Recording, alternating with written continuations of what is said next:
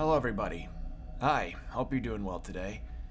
More Citizen Sleeper? More calming vibes with a game that, I'm really glad to have finally given this game a go, especially with the second game announced. It's interesting to sort of see what type of genres just start to spin off and become favorites after one entry in a genre hits you in a particular way. But yeah, more Citizen. Oh, damn it! Why do I yawn immediately after starting? God damn it.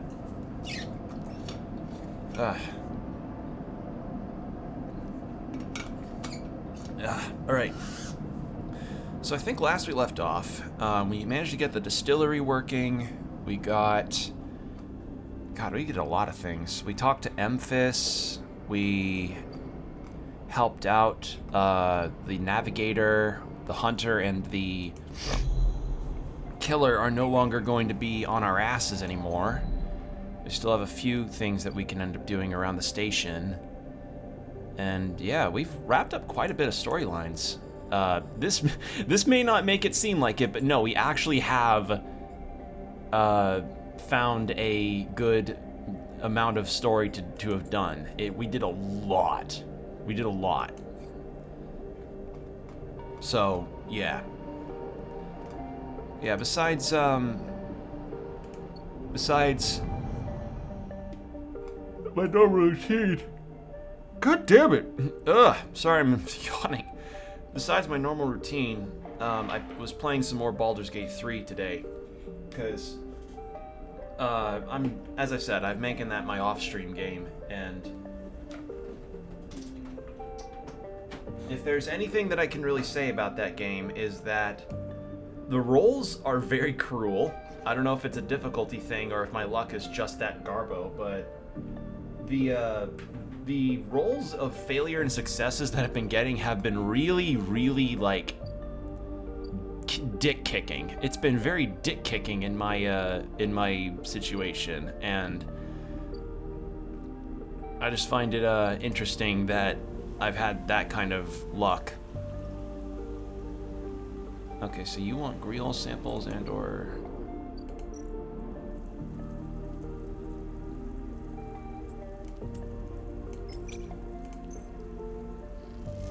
We'll just do this. Never mind. So I think this is probably where Fang is at. But yeah, did some story progress in that game, and that's been very fun. It's been interesting to see the character dynamics and what characters will comment on. It's really cool, but again, I've been having a tough time because I don't know how my role situation is working in that, but I've been having some shit luck in that game.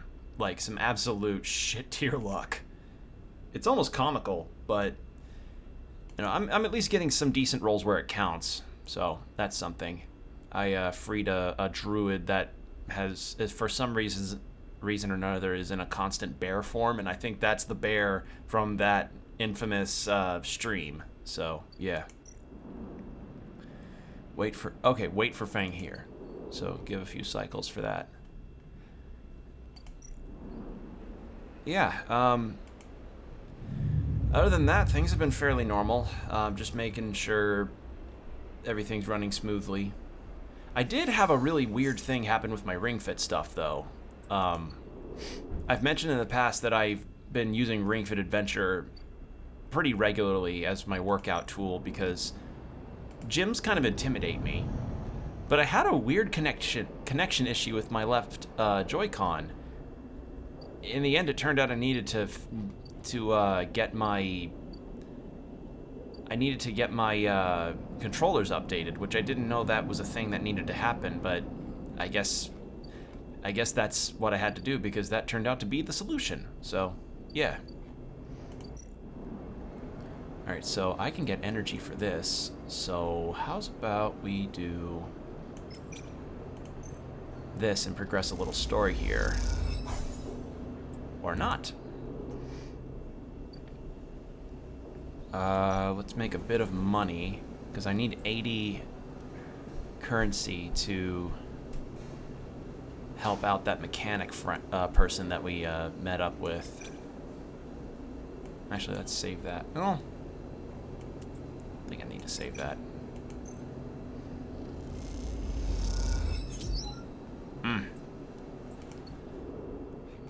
We're getting there.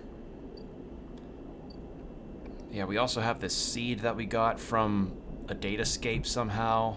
We've got these club head caps I don't know what to do with. We are completely out of data.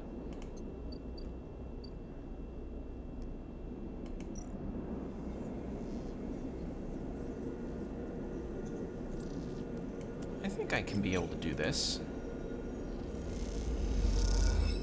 Yes! There we go. Alright, now I have a guaranteed 100% pass on anything that I want to do. And we can talk to this Bliss person. She's the mechanic we tried to talk to before.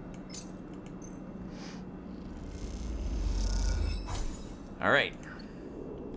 Because, yeah, her deal is that we need to apparently buy into having a job that we can sort of talk to. Or be able to have. Like, we need to buy into having a job that gives us a better payout, which is kind of dumb, but whatever. I'll buy it, I guess. Capitalism in space and so forth. Yeah, we've got quite a few things that we can. Well, not quite a few actually. We've run course in terms of a lot of things that we can interact with. Because Ethan's dead. Memphis, we've exhausted his stuff since we learned about his backstory. Really good stuff. There's this bar, but we need to wait 2 cycles for that. For Fang, we need to wait on him in the Greenway. I need more mushroom caps in order to do this Haifa lab stuff. Yeah.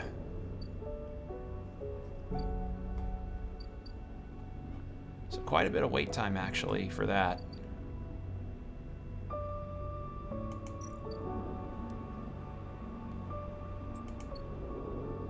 Could use some more cryo, though.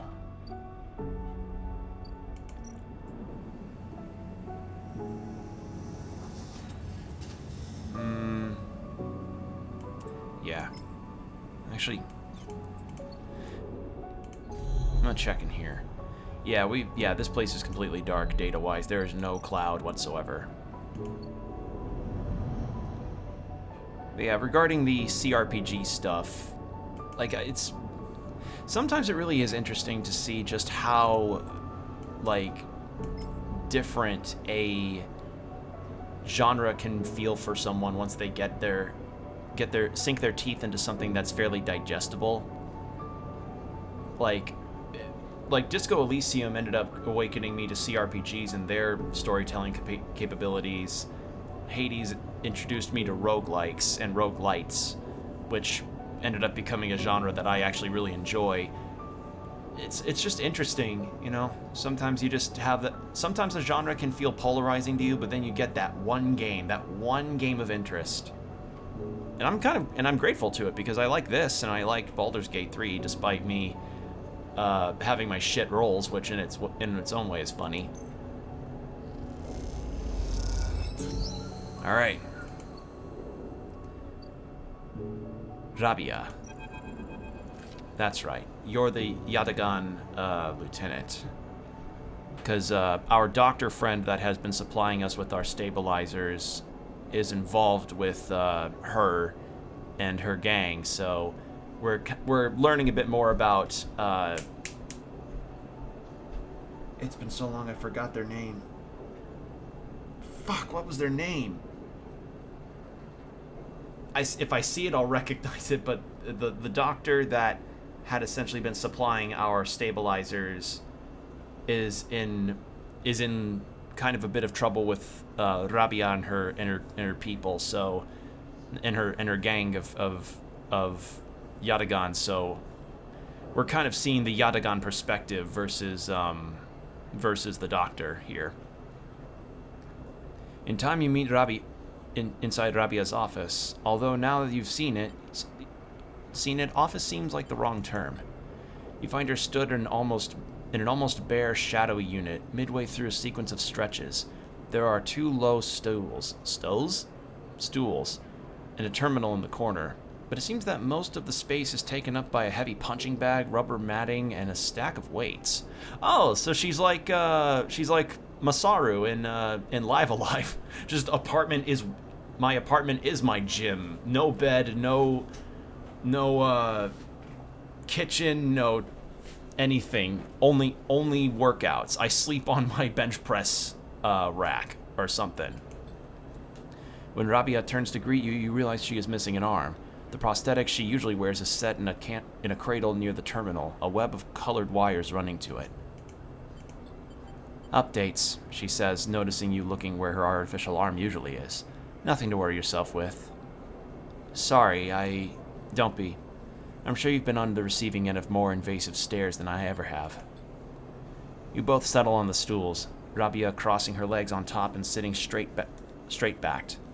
Gia told me you've been doing the rounds, collecting tivvies? Right? Is that how you pronounce that? I think it's tivvies. Patrolling the ward, she smiles. Some of the enforcers are impressed, and I hear you handle a few difficult circumstances. Nicely done. I wanted to see for myself. She raises an eyebrow. See what for yourself? If I can trust you. I see. Rabia flexes her neck side to side. And the conclusion? Still deciding. Well, sleeper, Rabia says teasingly.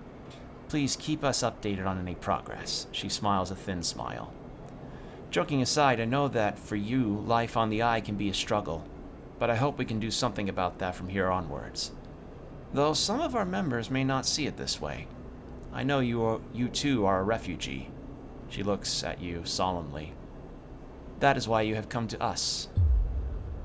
Sabine, that was it. I don't know why I thought the name started with a J or something.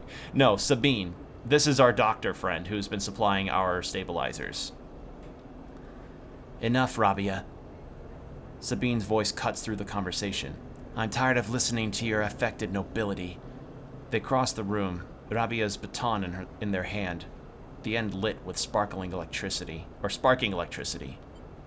Rabia looks between the two of you. I suppose the sandbush was another cooperation between you two? She looks strangely unfazed. No, they're acting alone. Sabine pauses, thrown off for a moment by your renunciation. Rabia takes this opportunity to act. She leaps from the stool, fainting past Sabine, grabs the baton and twists it inwards. She is by far the stronger, and she pulls Sabine to their knees, plunging the crackling end of the baton towards their chest. They freeze there, Sabine struggling to keep the crackling baton from their skin. Stop! Then you support them? Rabia asks you, her eyes not leaving Sabine. Your loyalties are so easily swayed. I thought you were more than Yannick's attack dog, Rabia. Sabine spits back. Are you not able to think for yourself?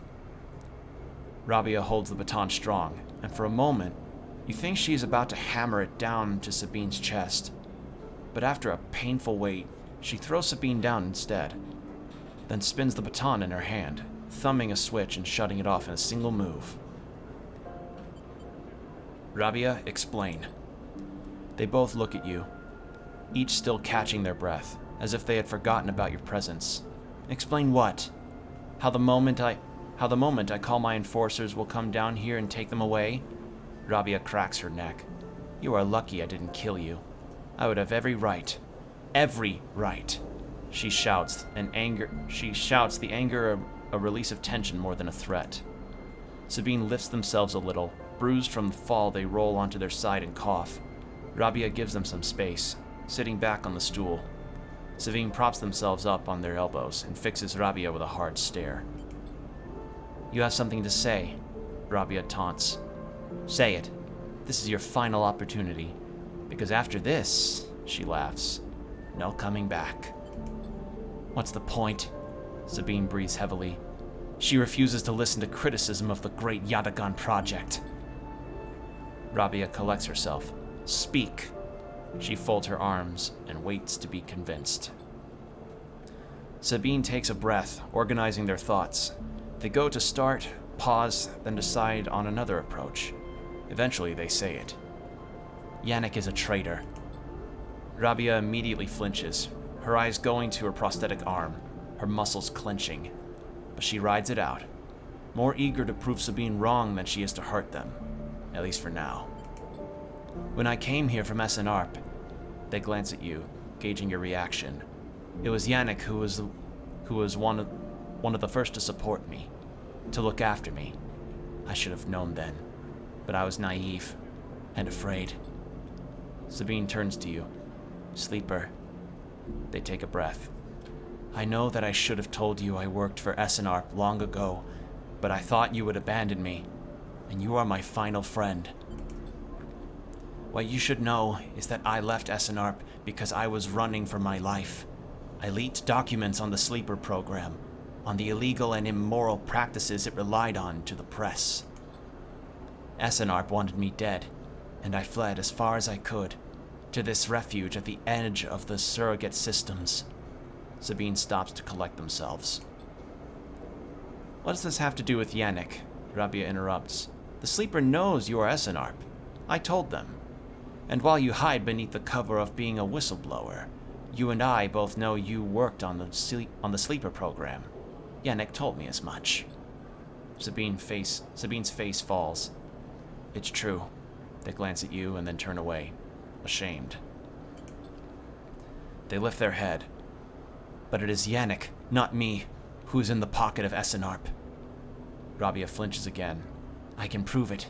He made some kind of deal to keep me here, to tie me up in debt, to lock me away. In exchange... Rabia slams her hand on the desk. Just tell us, for God's sake! In exchange for those, Sabine finishes, nodding towards Rabia's prosthetic arm in its cradle.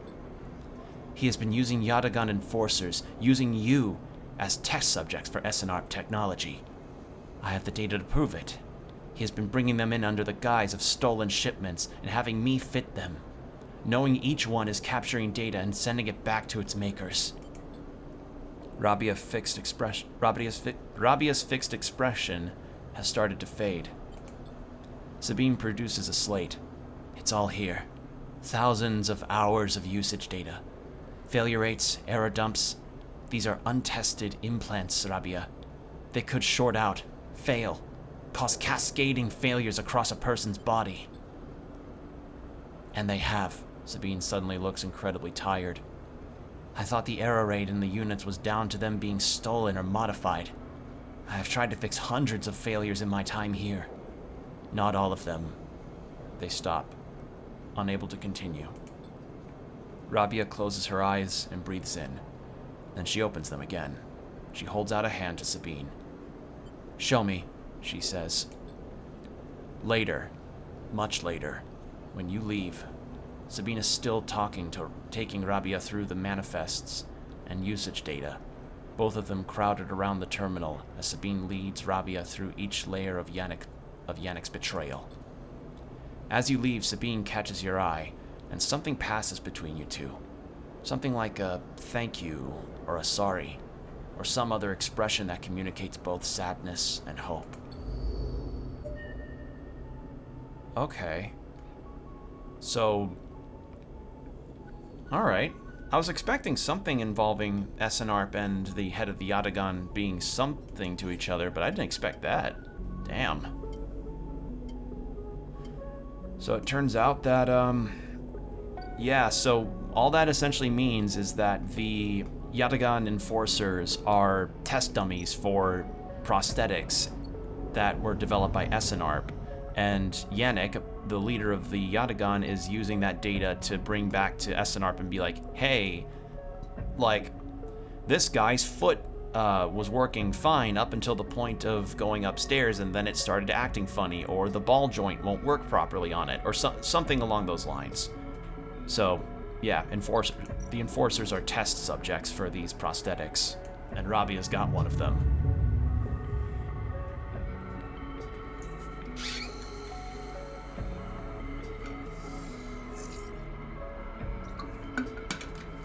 Oh, man.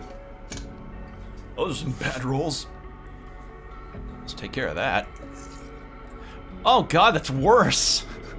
It's literally the same. I just exchanged the 3 for a 5. Oh, no. Well, that's unfortunate. Alright, do I have any other things that I can use? I could collect data. The hunter's no longer on my trail. Might as well. I didn't mean to click that. Bypass. Extract data. I imagine this stuff will come in handy, turning in for some good old-fashioned money. Yeah, and then Yatagan stuff, and then fragment supply.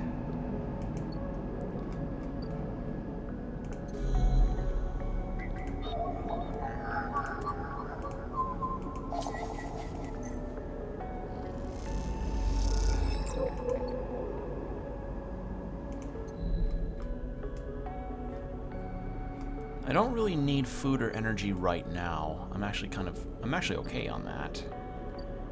So the money's not a huge concern.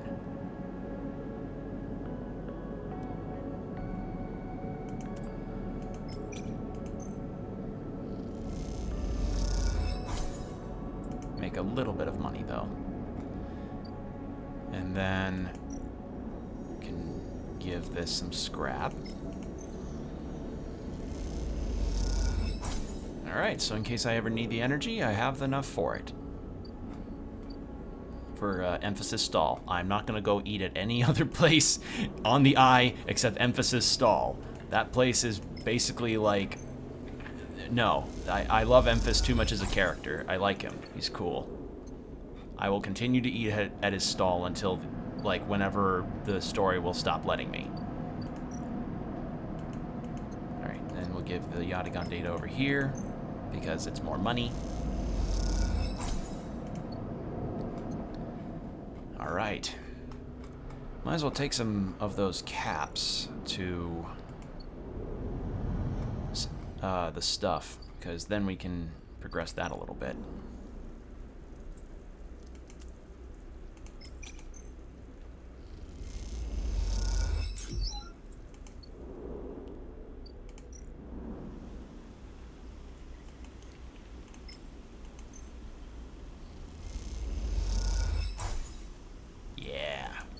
About halfway on that.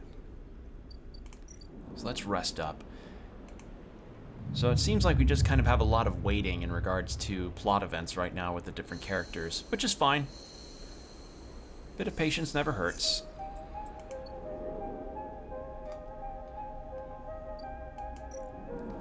And plus, we can't always just keep doing this. Or actually, hold on. 100% positive, and then... Yeah. Give some of these over here. But yeah, this whole thing is essentially about how we're trying to figure out why the Greenway is able to be a sustaining ecosystem of fungus and moss and all sorts of stuff when, one, it's out in the middle of space, and two, it was initially meant to be like just a farmstead for growing food that had no greater purpose.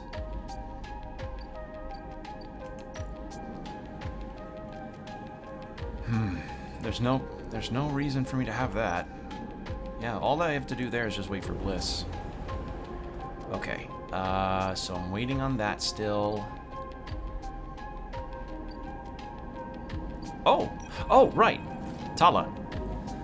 Tala comes to you on shift when the bar is empty, tapping you on the shoulder as you clean the bar. It's ready. She's grinning from ear to ear. Creel? Obviously. She grabs you by the arm before you ask anything else and drags you into the back room. The smell hits you immediately when you enter, a cocktail of rich fermentation and chemical sharpness. The room is warm and bright now. The newly installed lights make the place look clean, whether it is or not. Tala has already pulled up a couple of stools around a metal crate, where 2 glasses with a few fingers of pale Greel sit inside waiting. A few could mean about 3 fingers worth of that. Like, okay, so for those that don't know that, a finger is essentially a way to measure how much of something that you've poured into a glass for someone, whether it's on the rocks or neat. Neat is essentially without ice, and on the rocks is with ice. So, how to measure it is, you take your hand and grip around a glass, and then however many fingers are lined up is typically how much you pour up to. So 1 finger is the least, 2, so you just go like, hey bartender, I want 1 finger of whiskey, we'll just say, because I imagine this is mushroom whiskey. So it's like 1 finger, and then 2, and then 3, it just progresses higher. A few fingers could imply either 3 or 4, or 2 to 4. So, yeah, she really wants us to test this. She smiles. I haven't tried it yet. I can see she is nervous. You both sit at the makeshift table, the slight strangeness of the situation making you both jumpy. Tala hands you a glass. Cheers, she says solemnly and knocks the glass back. You do the same. I'm gonna imagine 2 fingers because if you try to knock back like 3 fingers worth of a drink of any kind, that's not gonna end well. The first sensation is burning, a sharp, nose-clearing blast of alcohol that has your brain queering. I thought I was gonna say quivering. Whether you would like to activate safe mode. Oh, querying. Oh, not querying, not queering. That's... Okay, I got it now. Has your friend querying whether you would like to activate safe mode. You gulp the drink back, and it's only then, behind the burn, that you taste the earthy tones of the mushrooms, the wood and the soil, left behind like sediment. Barely there. Not bad, actually. Tala raises an eyebrow. You sure? Maybe needs diluting. Tala swills the griot in her glass. That might work. Open it up a bit. Tala grabs a metal bottle from the newly installed work surface and adds a few drops of water in the griot. Try again. This time the burn is a warming glow, harsh but fading off, and the woodiness less heavy. You taste something floral in among the marshy decay. Something fresh and bright that you never expected to find. Both you and Tala meet eyes. It's really good, right? Definitely better. She nods and takes another sip. Damn good. Tala pours out some more griot and then adds some more water. The action's already taking on the quality of a ritual. You both drink. So yeah, a typical idea is if you're having a whiskey that's particularly strong, or if it's more of a scotch, you dilute it with some water, because, you know, if you just drink that kind of stuff straight, it's going to be really strong, and it's not going to be entirely pleasant. Like, it'll leave you with an aftertaste that's not going to be too horrible, depending on what you have, but it's better to just dilute it a bit to then make it a lot less punchy. Tala tucks her feet up beneath her on the stool, folding her legs. She looks down into her glass and swirls the liquid thoughtfully. What's on your mind? Tala looks up at nothing in particular. My father opened this place, you know, she says out of nowhere, a thought suddenly becoming words. It was his attempt at making a life for us, for my family, when we got to the Eye.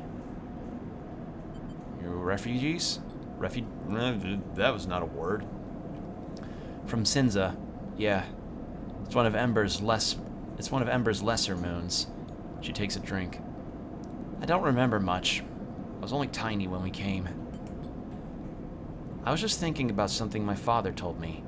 When he first set this place up, he wanted to call it the Batayan, but he was afraid it'd scare off the customers, so he kind of translated it, hence the Overlook. The Bantaya. Bantaya? What? Translated? In these past few cycles, when I've been here, I've been thinking that I should rename the place. She looks at you. The Bantayan. What do you think? What does it mean? Dad said he translated it to Overlook, so something like Watchtower, maybe. Lookout. Tala picks up her glass. That settles it then. To the Bantayan. You both clink your glasses and drink up. Tala hisses through her teeth. Still harsh. She laughs, then suddenly grabs your shoulder. Oh, Sleeper, I totally forgot. She stumbles to her feet. She lurches over a corner of the room, covered with a plastic sheet, and whips it off, like a magician performing a trick. Beneath it is a neat little kitchen, a sink, a work surface, and a compact oven with a hob. Your kitchen! She doesn't give you time to respond. You can come and make stuff here anytime, as long as you promise not to raid the mushroom farm. I need those for the griot. I was thinking too that if things pick up, we can start serving proper food at the the Bantaya. She laughs. Do you like it? Thank you. Tala gives you a hug, then quickly stands back. Sorry, I'm so glad you're here. Me too. Tala tidies away the glasses you inspect. As Tala tidies away the glasses, you inspect the kitchen, checking that it all works. It's small and salvaged, but after what you've had to put up with, it feels like a dream come true. Later, when she's done for the day, Tala comes back through the bar and you share a glass of the good griot, the one she didn't distill. At this time, you talk about nothing in particular, sharing stories about regulars or discussing the best places to eat on the Eye, which, after everything has happened, feels like a nice change of pace. When it comes time to leave, you promise to look for Tala, or to cook for Tala, and agree to let her know which shifts you'll be working in the coming cycles, then slip out into the cool of the rotunda. And in this moment, you feel, for once, at home.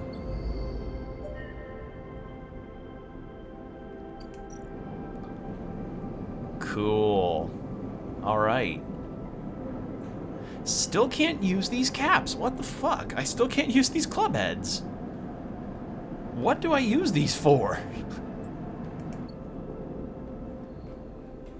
I'm just not getting very good luck on that at all. Because, like, these, I think, came out of the aviary that aviary? I forget the term, but came out of the spot that I grow my mushrooms at the Greenway, and I just cannot get any luck in getting to use these at all.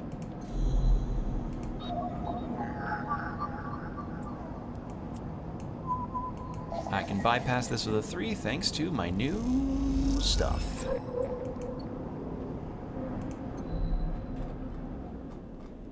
Then we can trade that here for some extra money, and then that pays for a stabilizer. Boom. And then I just noticed that my energy's full. Oh, man, that story segment actually helped. Oh, wait, not 80. That's right, I got the 20% discount. It was 80, now it's down to 64 because of a perk that I have, I think. Sweet.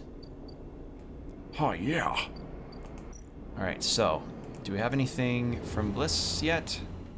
No, need one more day.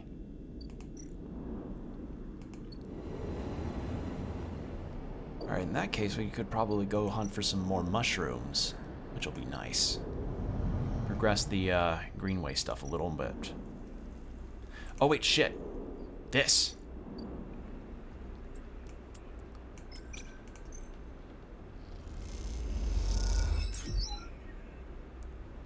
Yeah, that's what I'm looking for. Because now, I think that ought to complete this, maybe. Yeah? Yes, it does. Awesome. Boom. Rico, that's right. Rico mutes you? Rico meets you at the entrance to the lab, leaning on her crutch with a glint in her eye. Walk with me, Sleeper. I'd like to tell you a story. She makes her way down the corridor at the that leads back up towards the main commune building. When people first crossed what we called Founder's Gap into the Greenway, they did so against the wishes of Adrian Erlin. At the time, Erlin was trying to stabilize the Union and establish control over the Eye in the wake of Solheim's collapse. It was chaos, competing factions, failing systems, so many dead and injured from the riots. That was his priority. I'm gonna drink some more water because I'm messing up on my reading.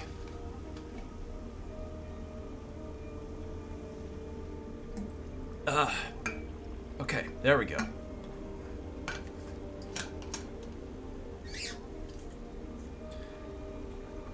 Listen. This is the time to listen, not to ask questions. You both crossed through a glass-roofed tunnel, the greenway outside crowded with vines and branches, dappling the light. Erlin had written the greenway off, cut off the rest of the station, and linked it to a broken spoke. He claimed it was only a matter of time before everything here would die. He refused to let anyone abandon their duty to the Union and cross. They were traitors to the cause, or as good as. Rico continues, making her slow but steady way into the inner gardens of the commune. There weren't many of us, but we believed what was here was worth saving. We had to keep our plans secret until we crossed, and some of us left the people behind. She pauses to catch her breath, her voice cracking. It is difficult to know if from effort or emotion. What we found was a disaster, nothing like what you see here. Half of the greenway was leaking oxygen into space, the plants flash frozen. The other half was a swamp of mulch, as decaying matter clogged every system. We worked hard. We lost good people.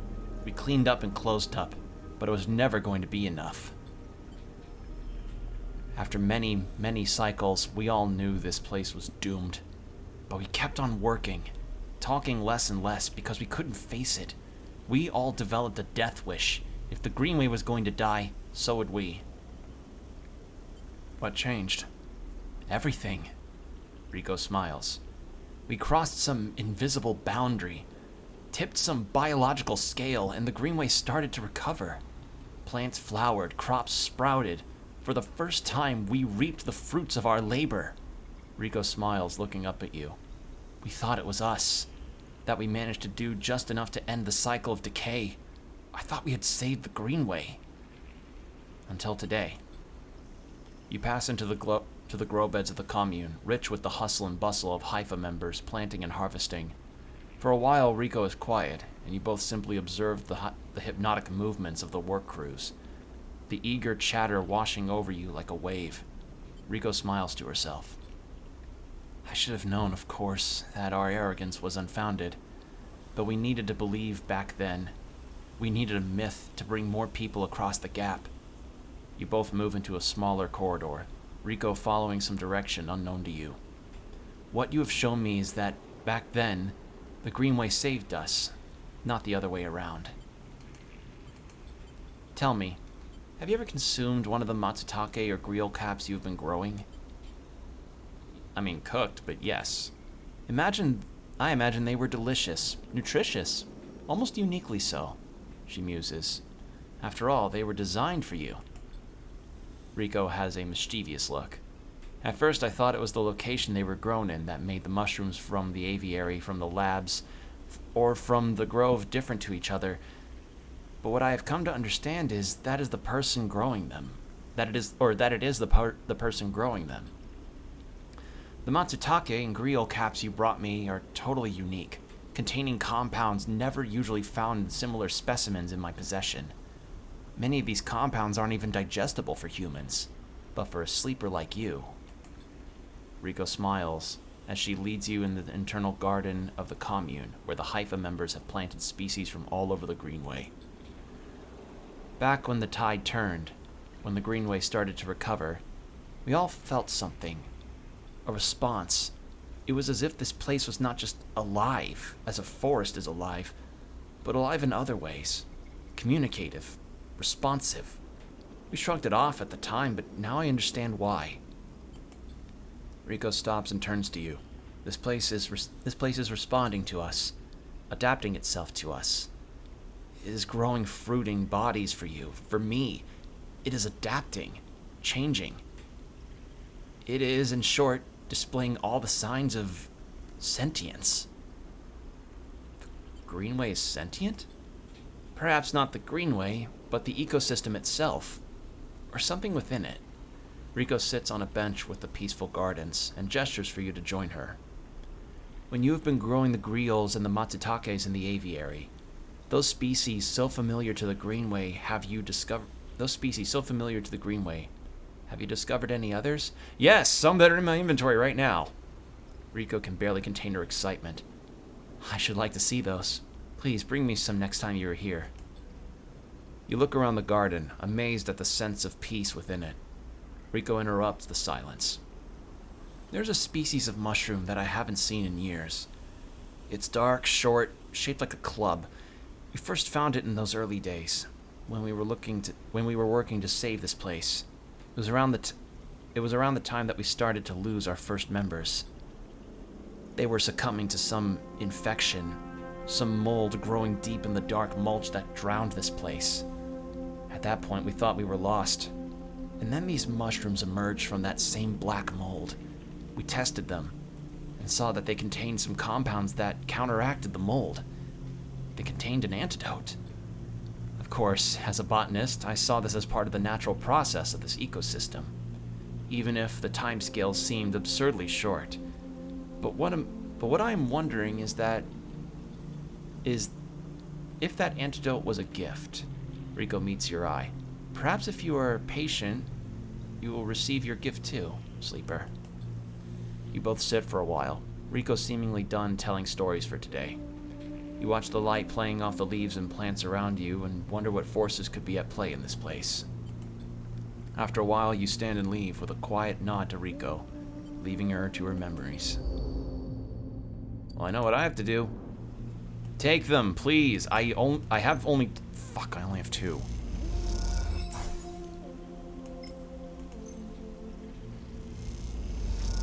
Boom. So now I have to wait for the aviary to give me more. Yeah. Good moment, though. Learning a lot more about her.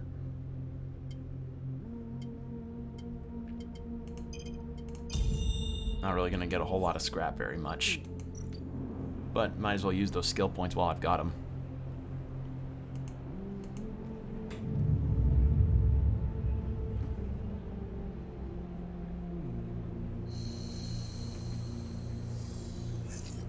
Okay, ooh, yeah, look at them rolls.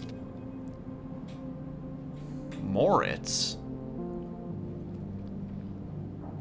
Oh, Blitz is this. Oh, you're the guy that was getting yelled at. Oh, okay. You've got a cool fit. I like your jacket. God, I love this art style. It's so nice. Makes me excited to see what the characters are going to look like in the second game. Like, I always really appreciate these just portrait-style characters. Like, nothing wrong with the 3D model thing, but stuff like this and what we see in Disco Elysium just makes me, and in Pyre, too, makes me go like, man, you can really feel a sense of character out of these character portraits, more than probably what a 3D model could convey. And it's just great. I love it. Hey. Quiet voice greets you as you leave. Sleeper, it's me. Who? Moritz. He pauses. I work for Bliss. He rubs the back of his head. You're not an easy person to find. I don't really have an address. Moritz holds up his hands. Hey, no judgment. It's cool. You both stand there for a moment, each waiting for the other to speak. What's up? Yeah, well, Bliss needs you. A job just came in. A real big one. She's asking for you to come up and help her out. He nods sagely. Okay, soon. Soon, he repeats back to himself. Look, Bliss said I've got to get you right now. So, you know, he shrugs. Now is better than soon. Morris stands there for a little while, unsure if the message is delivered. I've got it. Cool. He looks around. Bliss just likes me to do a thorough job, you know? He rubs his hands together before burying them in his jacket pockets. See you, Sleeper. Moritz ambles off down the corridor, kicking at a filter cap on his way out. Time to head to Bliss's Bay, then. Why do I get the feeling that he's a lot like Jesse from Breaking Bad? I get the feeling that he's very Jesse-like in how he sort of acts and talks. Like, I'm getting very Jesse Pinkman vibes from this guy. Yeah, let's go talk to Bliss, because I've been waiting to see what her deal is. Oh, just to help out and do some jobs.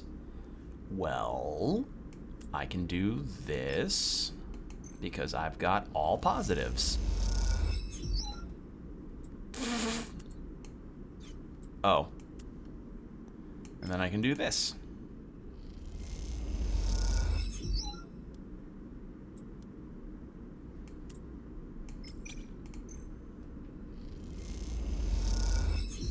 Easy.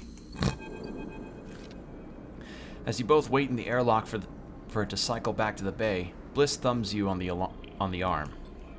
Nicely done, Sleeper. We cleared that contract, no problem. She stretches. Once we are back in the bay, we can check if the payment has come through and divide it up. She stretches. Feels good. The airlock clunks and lights flicker, and a moment later you are back in the bay, where Moritz is at the racks, trying to figure out where the mess of tools Bliss left in her wake should be hung.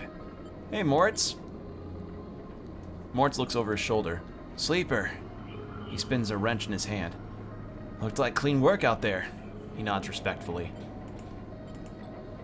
You look over at Bliss, who is already gliding over to her management console.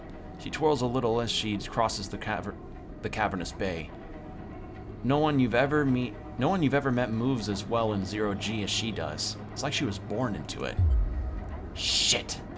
Bliss slams her fist on the console. Shit, shit, shit! What's up? I can't even... Bliss closes her eyes. Come here.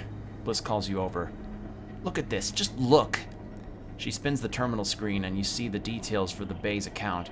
You see an entry for Ember's Wake, a repair fee paid in full the moment you finished up the job. But then directly after, the whole amount was transferred back out into an unknown account. The fuck? This is the work of my ex. She punches the terminal. He must have coded a backdoor into the machine before he left. She rubs her forehead. There's no way we can... She pauses, thinking. Moritz, throw me that wrench. What's that for? Moritz spins the wrench across the bay. Bliss smiles. This? She brings the wrench down on the terminal. Hard. You flinch backwards as a hail of computer parts spill up into the bay in a glittering arc. Fragments of screen, memory sections of the casing. Or casing? Yeah, casing. When Bliss is done, she clips the wrench into her tool belt. Try backdooring your way into that, you shit. Moritz drifts out from his hiding place among the racks. Bliss, he says tentatively. You want me to... He looks at the arc of fragments drifting around the bay nervously. Bliss shakes her head. No, she sighs. I've got it. You go get me a new terminal. Cheapest you can find. Cobble one together from pieces at the ore exchange if you have to. Can I help? Bliss glides over to a panel by the wall. Don't worry. One of the first things I had installed when we spec'd out this place was a cleaning sweep. She flicks over a plastic cover on a huge red button. Watch yourself. She hammers the button and a row of laser emitters unfold from the bay wall. They start crawling their way across the work area, frying the debris as they do in pulses of burning light. Bliss smiles. It's that or just space the whole bay every few cycles. You okay? Not really. She stares at the sweep panel. Just don't seem to be able to extricate. Well, that's a word. I've not seen that word. Extricate myself from this shit, no matter how hard I try. The cleaning sweep buzzes and crackles as it works its way across the bay. That account wasn't everything. I'm not that stupid. Once Moritz gets back, I'll secure it and flush everything else. She flicks a nearby piece of debris into the path of the sweep. Clean break. Then we take on another contract. That's it. She shuts off the sweep as it reaches the near of the bay. You don't want the cryo back? Oh, I want it, but it's gone. You could have transferred it anywhere. She looks out across the hub. And even if I knew where he was, the last thing I want is to ever see him again. She rubs her forehead. I'm sorry, Sleeper. I know you worked for this too, but next time won't be the same. It's okay. She smiles. See you in a few cycles. Moritz will let you know. She winks and kicks off into the bay to finish cleaning up. Okay, so I'm gonna imagine we need to go chat to her ex at some point, her ex-partner. Ooh, Rabia. I'm gonna drink some water because this is gonna be a good moment. I can sense it.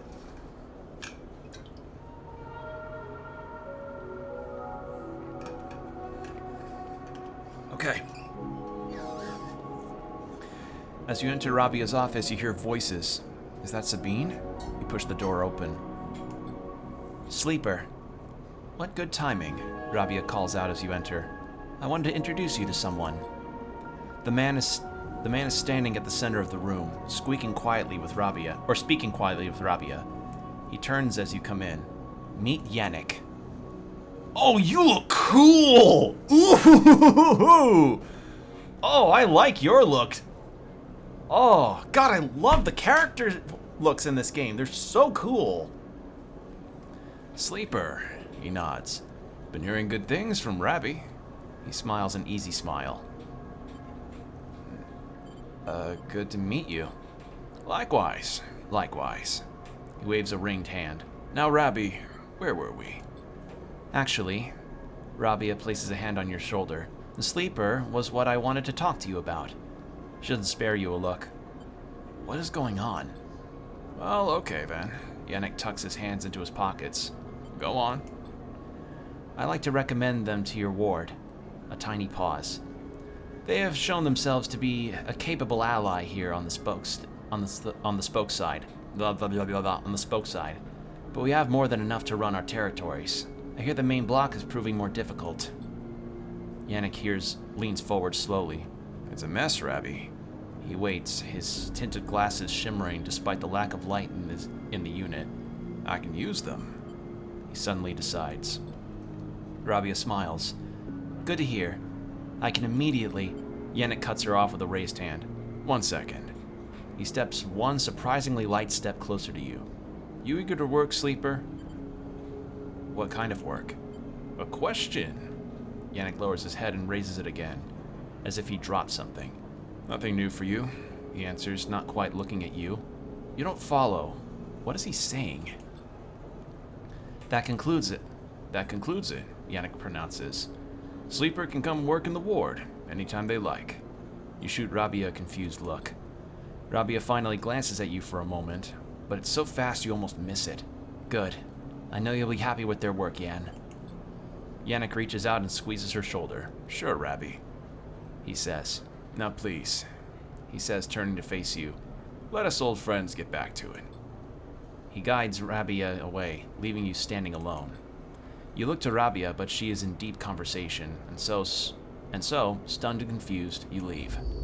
Where is Sabine? Huh? What? Where's Sabine? Huh? No, Sabine's just gone. All right. I would have figured there was some kind of confrontation. What? All right, I guess I'm working for Yannick. All right, cool, I guess. What? So fucking what? All right. Wasn't there somewhere else I could provide mushrooms to? I don't remember. All right.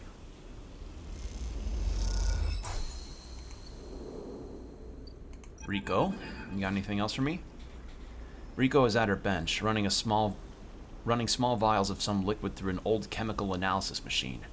The whirring of the spinning drum fills the lab with white noise, and you aren't sure if she notices you approach. Sleeper, it's good to see you. She looks up smiling. This little project of ours has been keeping me awake the past few cycles, but right now, well, I think I have something. What is it? The drum finishes spinning and Rico lifts a vial from it, holding it up to the light. This is something I extracted from those club heads you've been bringing me, and according to my analysis, it is a substance totally unique on the Greenway. You look at the small amount of liquid in the vial. Any idea what it might be? Stabilizer? Rico nods. You aren't the first sleeper to come through here. Perhaps I should have mentioned that earlier. Rico's tone suddenly drops, changing the atmosphere in the lab. Immediately. I just thought... She pauses, thinking very carefully of how to continue. I just wanted you to trust us. What do you mean? She sighs. They came through a fair few cycles ago. We found them wandering in the broken section near the gap. The members who brought them in had never seen one of you before. They were terrified of this strange person wandering in from open vacuum. They were quieter than you, and damaged. We did our best to patch them up and welcome them to the commune. I only really spoke to them once, while I was working on their wounds along with a couple of system engineers. She looks nervously at you. I'd never seen a body like that before.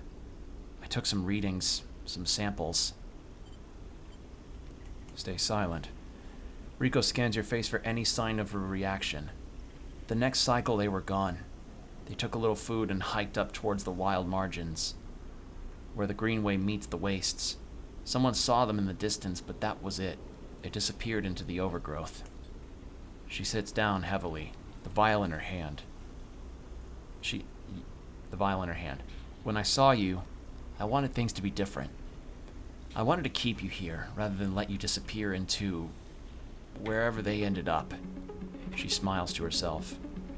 Yes, I wanted to understand this place better, but I also wanted to help you.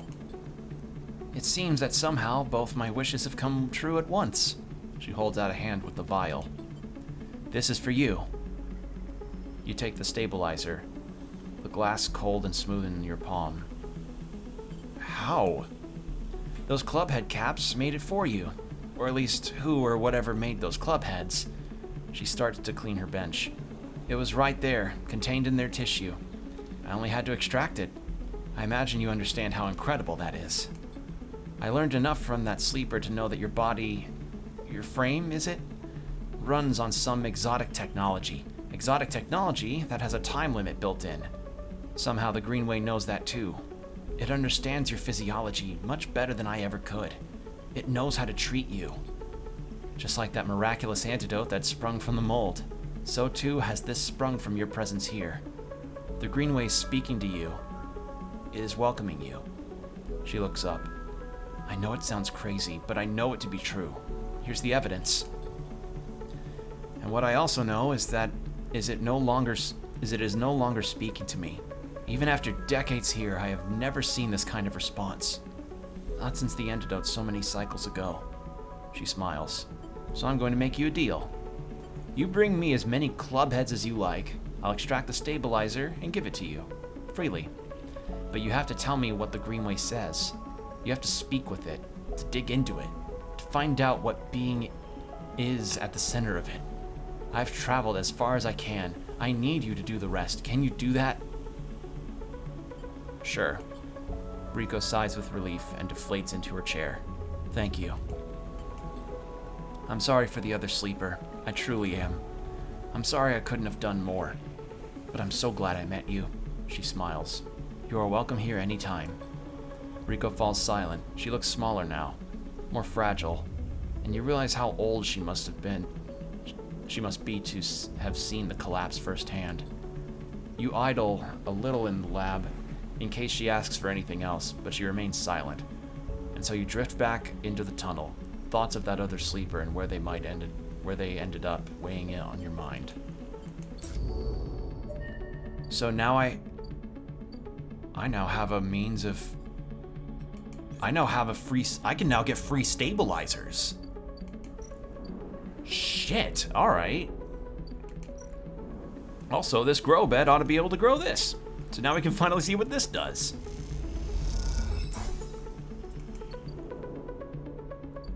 So I'm gonna let that grow. I have 2 fucking stabilizers now. Oh, that's good. That's actually good to have. But we don't have any more rolls left, so how's about we end the cycle?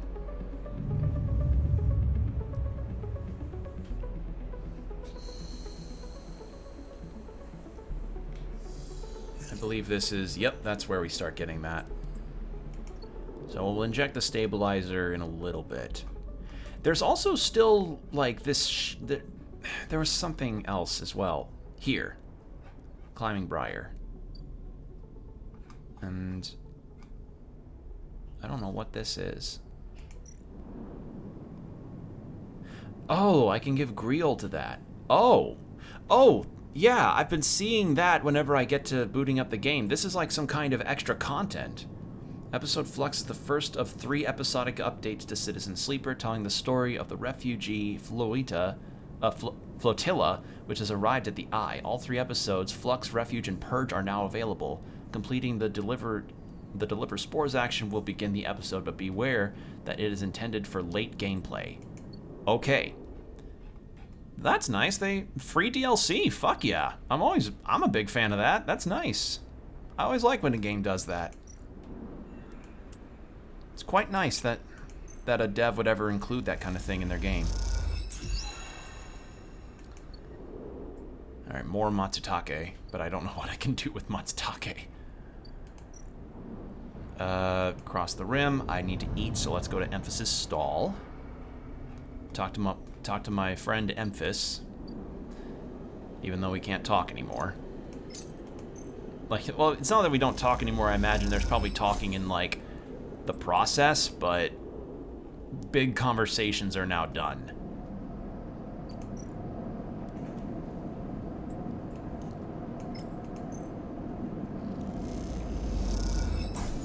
There we go. And yeah, that's kind of it for that. And we still got some cycles left before we learn anything from Bliss and Fang. Or we have one for Fang left. But yeah, that's really cool that we managed to finally plant the seed after all of that time.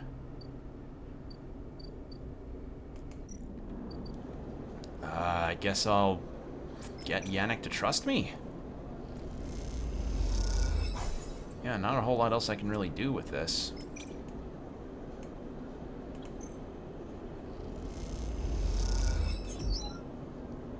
Okay. Then we'll rest up for this cycle, and then we'll get to talk to Fang.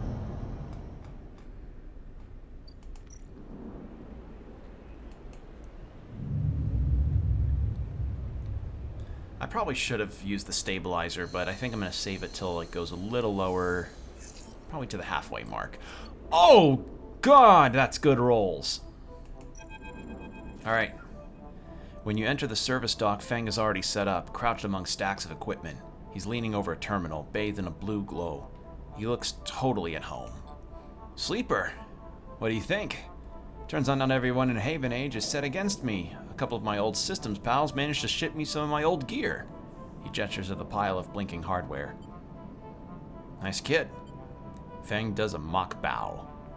Any updates? Fang beckons you over. He has a set of scans on the wastes on his terminal, with heat maps of activity overlaid. A chunk of the derelict rim is blotchy with bright red and orange marks. Does this look like a wasteland to you? Fang shakes his head. There's hundreds of Conway machines out there, all lined up in concealed hangars, and a whole underground facility to support them. Hardin has got a crew out there putting them together, and they must have shipped them in piece by piece through the shipyard, ready for assembly out there. Why? They're planning something. No one needs hundreds of heavy-duty reclamation drones to run this kind of operation. Maybe Hardin masked this whole thing as an effort to clean up the wastes, but there's no way this is about pulling scrap off the Eye. Fang looks worried. And why is Conway in the mix? I bet no one in Haven Age knows another corporation is setting up on the station. They aren't stupid either. These scans are the best info I can get. The wastes are cut off from the Eye's cloud of networks, and the Greenway's a total dark zone. No one can come in or out. We can't hack them? We can't from here. He turns and winks. That's why I'm gonna pay them a visit. Too risky. You forget. Haven Age come in and out of their all cycle. I should be able to get in, as long as no one I know sees me. He grimaces playfully. But I need you on the outside to help disable security systems and cut me a pathway through. There's no cloud access, but I can get inside. But if I can get inside, I can open up nodes in their network and we can work in tandem.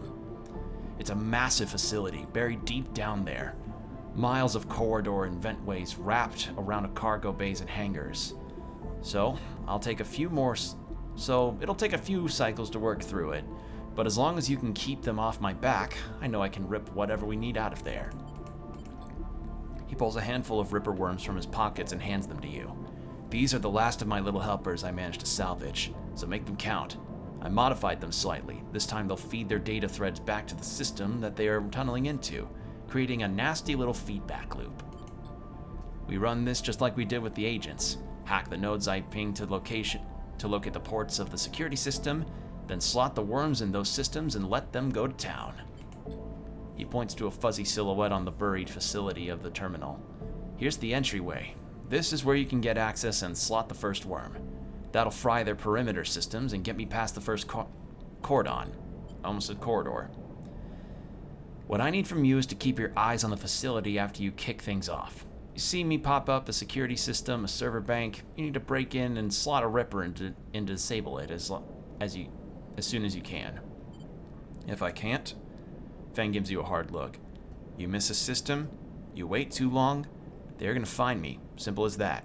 He claps you on the shoulder. I need you focused on this one, so I'm going to let you fire the starting gun. I won't go until you slot that first worm. I'll leave a tracker running on the terminal here, so come back here if you want to see my progress. He affectionately pats on the top of the screen. This sounds risky. Risky? This is audacious at least, he grins. Wouldn't be worth it if it wasn't. Fang gets up. It's all in place. You just need to make your own preparations, then slot that worm. He stretches. Just don't wait too long. I'm getting bored of all this sneaking around.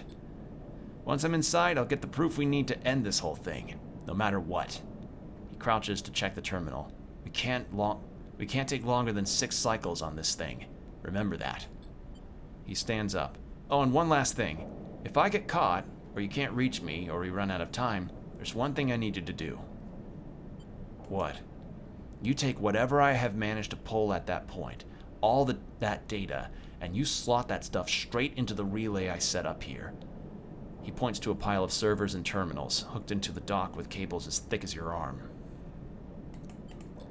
I repurposed the dock's SOS broadcast system to beam out whatever you put in it. Anyone with a terminal, a slate, or a server on the eye will see it. That means Haven Age, Yatagan, the hub, everyone. No matter what, Hardin isn't sneaking away this time. He grins. I've got a bit more to do here, but the moment you slot that first worm, I'll make my move. He gives you a parting smile and turns back to the terminal. The nerves hit as you make your way out of the service dock. Time to prepare yourself. That feels like... I actually have no idea as far as how late into the game I actually am. But I know what I do need. I need to fill up my water, and I also need to use the restroom real quick, so I'm gonna run an ad real fast, so I suggest all of you also go use the facilities and get yourself a drink. So I'll be right back. See, I need my water.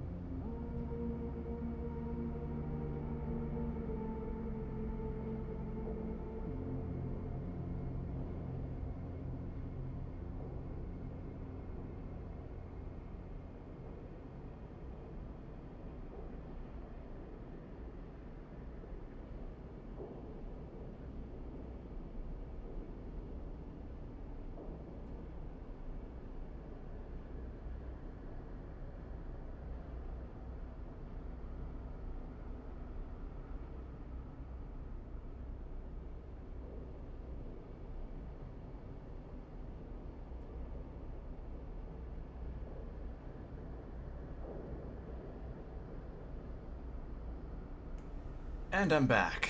Thank you for your patience, everyone. Alright. So, in the wastes, eh?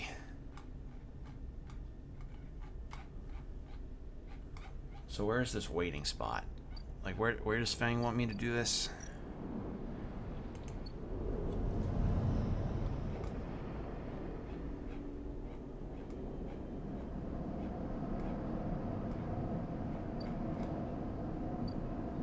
I do have some caps that I can use to make some food, so let's go do that real fast. Yeah, I think that's it as far as the bar stuff is concerned, which is really neat. Getting to just sort of rebrand a bar and start to make mushroom whiskey. It sounds so weird to say out loud.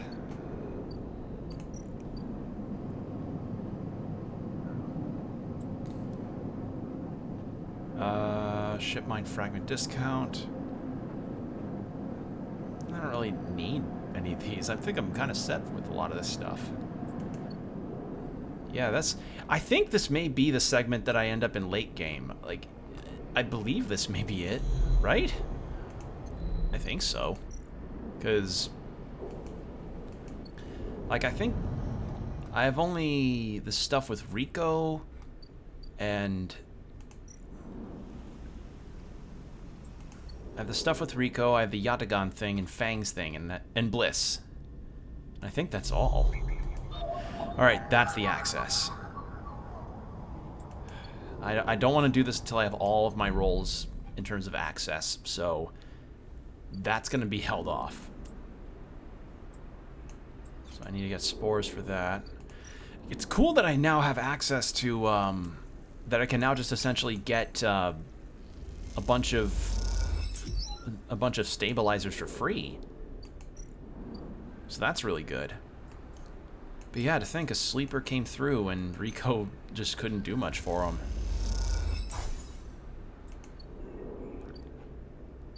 Alright, so go to the rim. Is this up here? Okay, 2 cycles left. So we'll probably just do some work for Yannick and then use the stabilizer, then end the cycle.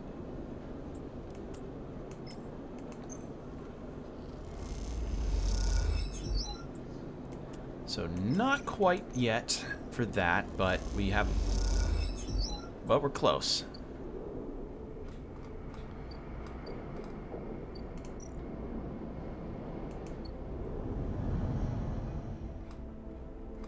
So the only thing that I'm...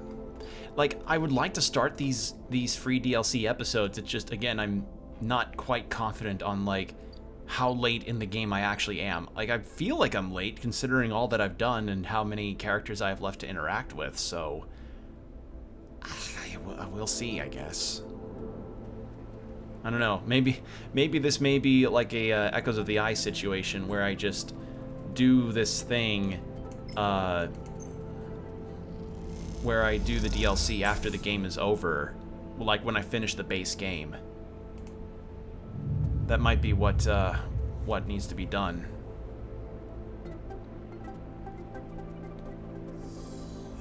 Alright. I feel like Fang's thing is gonna be the end situation, though. Because he's talking about something that's gonna put a major player, or a major antagonistic villain on blast, essentially, so... That may be the call to make, is like, that's the end game. And it's 6 cycles, he said.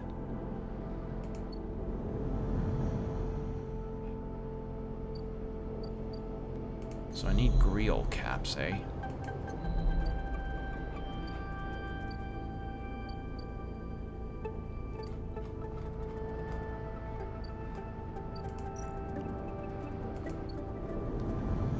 So how about we get some of those caps?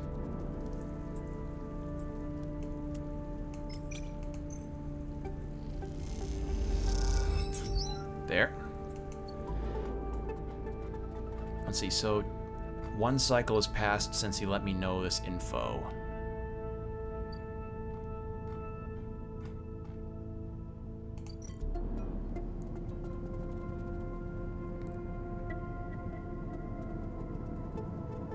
I need 2. See, I don't know if I should start this now or later. Because, like, the Echoes of the Eye DLC was like, hey, we recommend you do this late game. But I don't know what late game is in this context. What is considered late game in this? That makes this harder to judge. Alright, I guess we'll... Fuck it, might as well... Let's do the Yannick thing first, and then we'll see how this goes.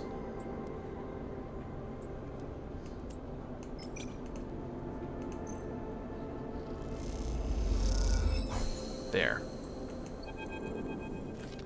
You almost laugh when you see it. The same small recorder stuck to a different wall this time. Written across the fluorescent tape is that familiar word, sleeper. You grab it quickly. Rabia says sorry. Sabine's voice sparks up once again. She said she didn't have time to brief you before setting you up with the old man. I'm sure you've got the play by now. Earn his trust, work the block. Then we need you to get into his office. A pause.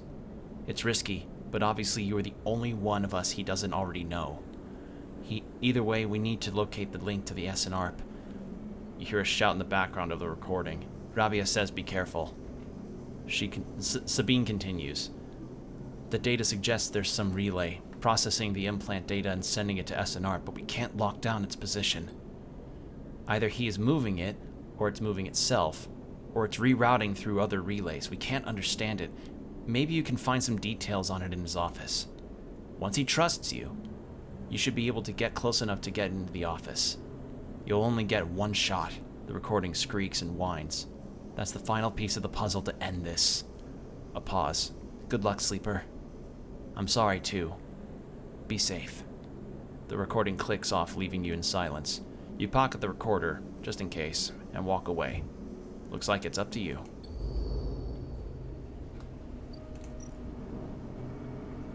Well, I can do this without any problems because I keep getting high rolls.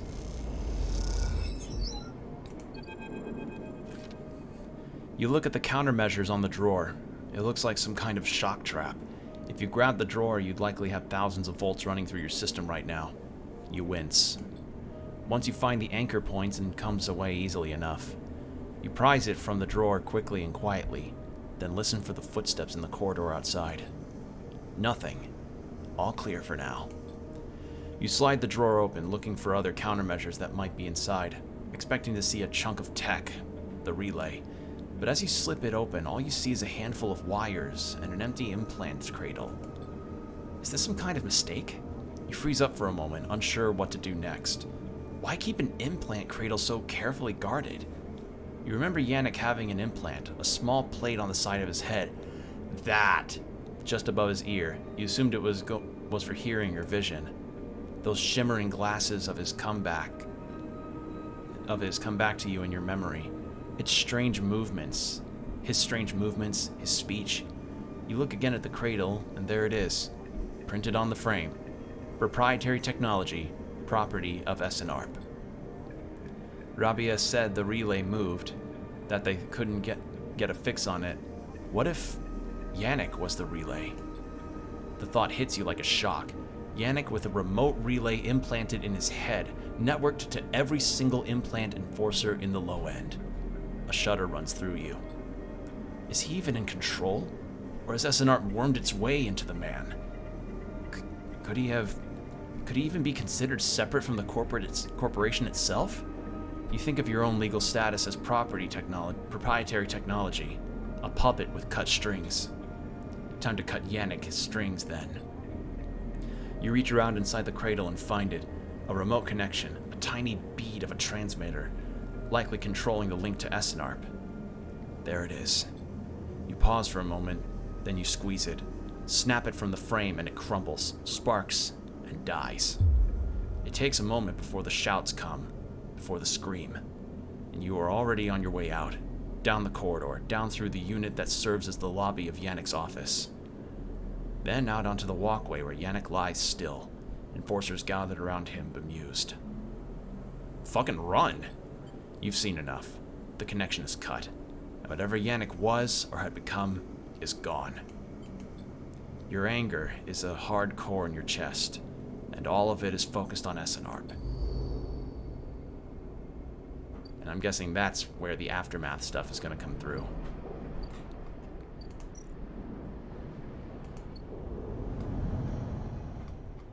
So, with that done... Alright. May as well do this. I hope this works out. If this ends up being actually the end of the game, I may do like a separate stream or something, like stream series, much like the DLC for Outer Wilds, where I take a look at the extra episodes. So, yeah.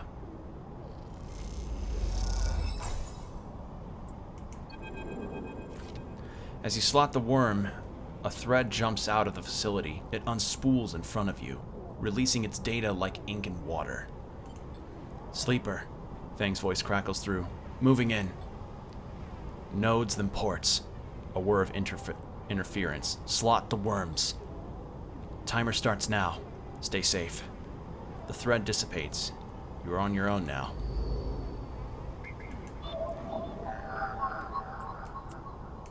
I can't do anything with that. Alright, could re-roll. Can't do anything with that. Alright.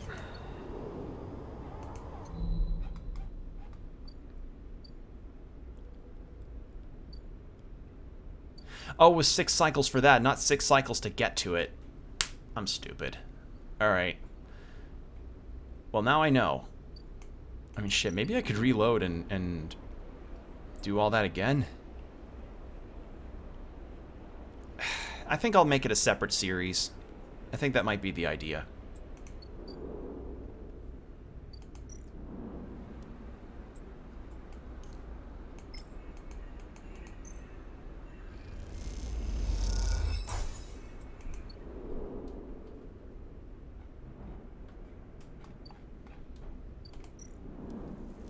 Let's get some Griol caps.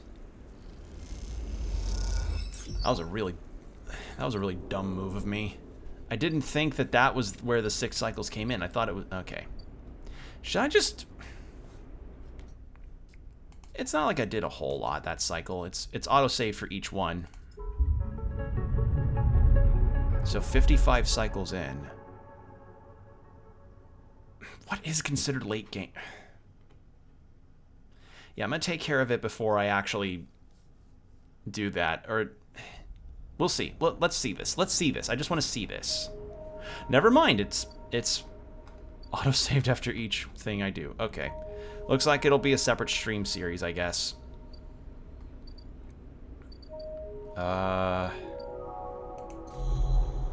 Yeah.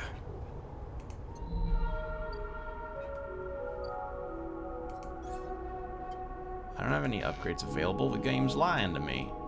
That game's lying to me. Come on now, game. That's not polite to lie to me.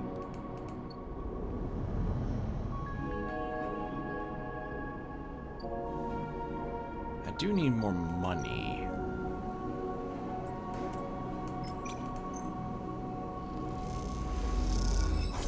Yeah.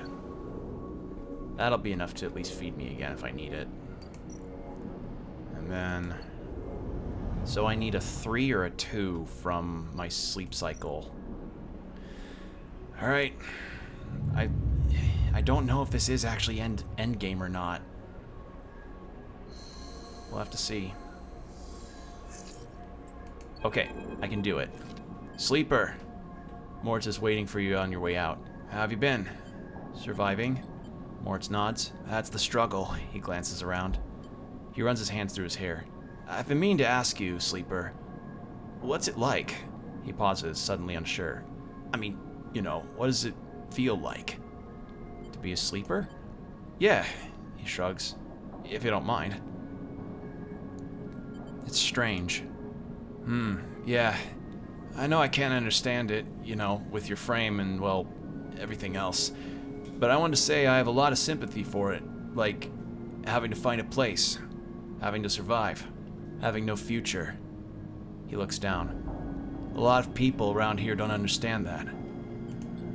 Moritz looks away, and you notice him for the first time, not just as Bliss's assistant, but as someone with their own worries, their own struggles, their own life. You feel bad for not noticing earlier. Moritz backs at you. I literally correct myself and then fuck it up again. God damn it. Anyway, got a message for you. Bliss sent me. We've scored another contract and she needs your help. That's the message. He pauses. Look, I know last time the payment didn't come through, but you did good work. Bliss knows that. It's no problem. Okay then. He pauses. She's doing her best, you know. I know. He nods. See you up there. Moritz turns and strides off, leaving you in the corridor. Time to help Bliss. And maybe this time you think to yourself, it'll work out. But first...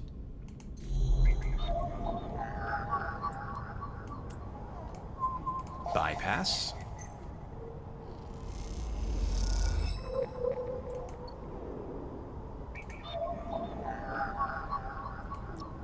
Number 2.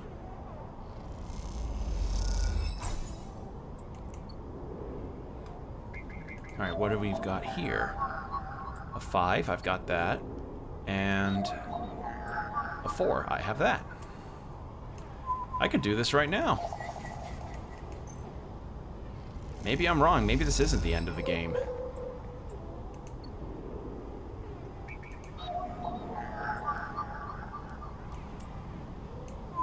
Bypass. Extract data.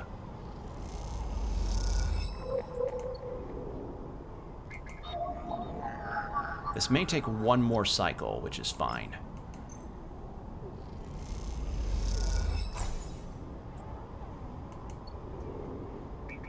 Oh, we've got 3, alright.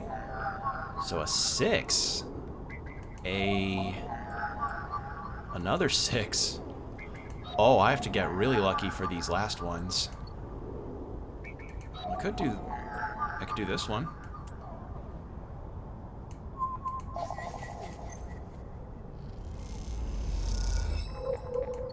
So 2, 6, well, a 6 or a 4. Oh, I could do this one too. I could leave it. I don't know. I'll do this and then we'll help Bliss some more next cycle, because I believe I'll be able to have gotten this last one here. I've been getting pretty lucky with what rolls I've been getting, so I think I'll ride that out.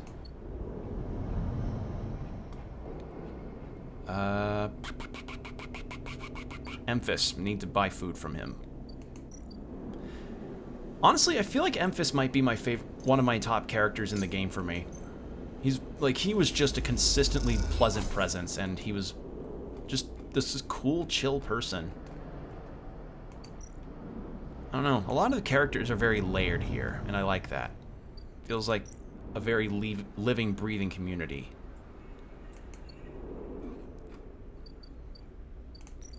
Alright, let's sleep off.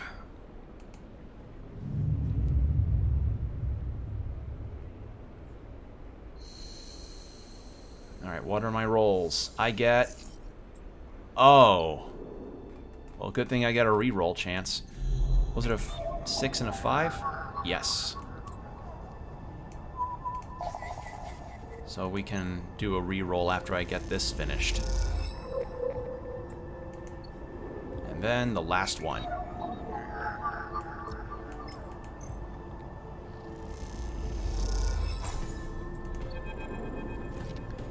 A thread from the facility cuts through the cloud like a hairline crack of light. That's it. The final layer of security broken. Somewhere buried in the depths of the station, Fang is in control. He is slicing into the camera control circuits and piping out the results. The thread flickers and unravels into an image, a scene. 2 figures in a room.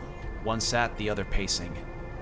The pacing figure resolves into Hardin, the unmistakable superior posture, the shock of gray hair. The second figure's features don't seem to resolve. They are vague, unformed.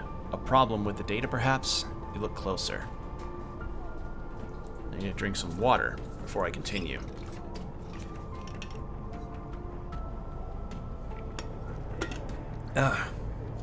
Excuse me. Then you see it. The figure is a proxy. Perhaps you should have expected it from Conway, a corporation whose very existence is owed to automation. The proxy is a machine, designed to be piloted by remote connection. Someone elsewhere in the system puppeting it where their own body speaking so it may speak. The proxy sits impassively, or the Conway executive that is piloting them does. From the distance, safety is some ship or orbital colony, perhaps. We can move forward. There is no doubt, Hardin is saying. The reclamation teams are almost ready, and after that I will make the declaration. Nothing has to change. The proxy leans forward, its movements stilted, uneven, as if its body was being refracted through water. But things must change, Hardin. We need further assurances. I have been informed of a breach in one of those closed networks in the low end. You have been careless. Hardin waves the accusation away. We have been stretched. A breach was detected, yes, but no data of value was lost. Our board is concerned, Hardin. A drop in our value would be unwelcome at this time. The proxy leans back, its posture dominant. If the reclamation of how do you pronounce that? I don't know how to pronounce that. AE1 is contested, then we could be drawn into a compromisingly legal position. Hardin approaches the proxy. There will be no contest. Not from Solheim, who cannot muster a defense. Not from Haven Age, who will fall into line below me. He crouches in front of the seated figure, eye to eye. And the people of this station, not gangsters, that's not right. Nope, wrong word. Gangs, spacers, all either opportunists or degenerates. Haven Age is no longer strong, no longer united. No one here believes in Erlin's vision, nor has the strength to enact it. I sat across from him at the negotiation table. He was forceful, eager, weakened by his ideological convictions, perhaps, but a great man nonetheless. This place no longer deserves to bear his name. The eye is crippled. It cannot survive. It is a ruin filled with squatters and outlaws. They will be lucky if it still spins in 100 cycles. Hardin stands. You will move forward with the reclamation because otherwise you will lose your advantage in the system. Without your advantage, you will lose claims on the remaining palladium. Without the palladium, your factories will go dark. He pauses. Do I need to continue? One moment, comes the response from the proxy. Its head drops to its chest. Hardin steps back and paces once more, awaiting the discussion taking place elsewhere in the system.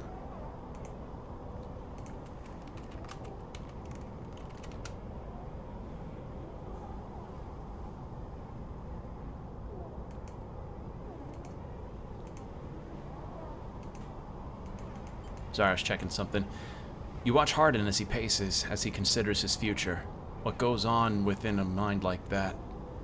In the mind of a man who would burn all those around him for a path to some imagined golden end. The proxy lifts its head. We are happy to proceed. We will legally claim the station formerly known as Solheim AE1 as salvage within 6 cycles. Haven Age is to assist with the transportation of the illegal residents to Conway housing and labor facilities. Happy Friday, combo. We're dealing with conspiratory, corporate shit. The proxy judders to its feet.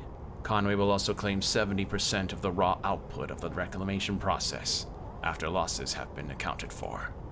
Hardin nods. I accept. The proxy reaches out to shake his hand like a marionette, and then the recording loops. You watch it play out a second time, gripped by the horrified fascination. There is a bluntness to the conversation, to its blatant disregard for humans as anything other than objects. Things to be moved, to be used, to feed into structures crushed and losses accounted for in cells of tables, the margins of ledgers. You realize now that you are no different than anyone else on his station, in the eyes of the people in that room, and those like them. Each body here can be recast as a piece of property, a tool, an expense, an acceptable loss. In one moment, they can be named a citizen, celebrated, protected, and another, the very idea of citizenship can be used against them. That is what it means to live in proximity to a system like this. Corporations take down the system, bro! Wake the fuck up, sleeper. We have a city to burn. No longer. Not while the ice spins. You gather the recording, pack it into a polygon of purest light. Then you drift down into the server dock like a falling leaf and find the relay.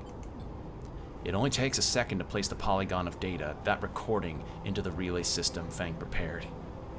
And then you watch as it bursts out, a web of threads heading out into the black, to every networked device on the eye. Let them see what power makes of a man. That's a good line. A slingshot I ordered recently is coming in tomorrow. Gonna be spending some time practicing. Nice. I think I used to have one when I was a kid, but I obviously don't use that anymore. But yeah, that was a cold line. I like that. But yeah, you missed some of the stuff you missed, Combo, is that we met the boss of the Yatagan gang, and Fang asked us to sort of get in on some data mining of that meeting that we just saw. Fragile biome. The sycamore seed's internal biome is in trouble. Every action will bring it closer to collapse. Save the crops!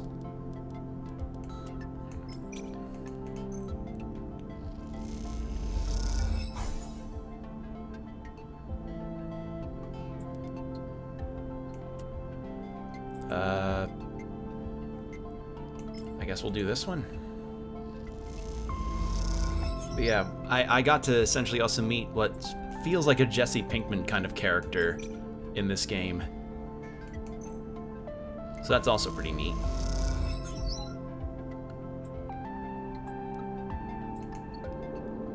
Okay, so we'll just kind of let that sit. Yeah, we got a lot of things happening in this.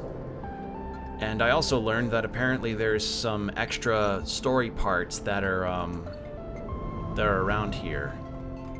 And I think I can probably do those now. They're right here, very end. Because I feel like I'm in late game with how many story beats I've wrapped up and how many important things have actually gone down. I think I can do it now. I've been debating if whether or not I make it a separate stream, but it'll depend on how quickly this can go by. You came. Peak smiles as you walk into the climbing Briar's cargo hold behind a gloomy Esh. They brought mushrooms. Esh tosses the mushroom caps onto a crate, raising her eyebrows at Peak. Peak gives her a look. Thank you, Sleeper. They pick one up and sniff at it. Are these edible?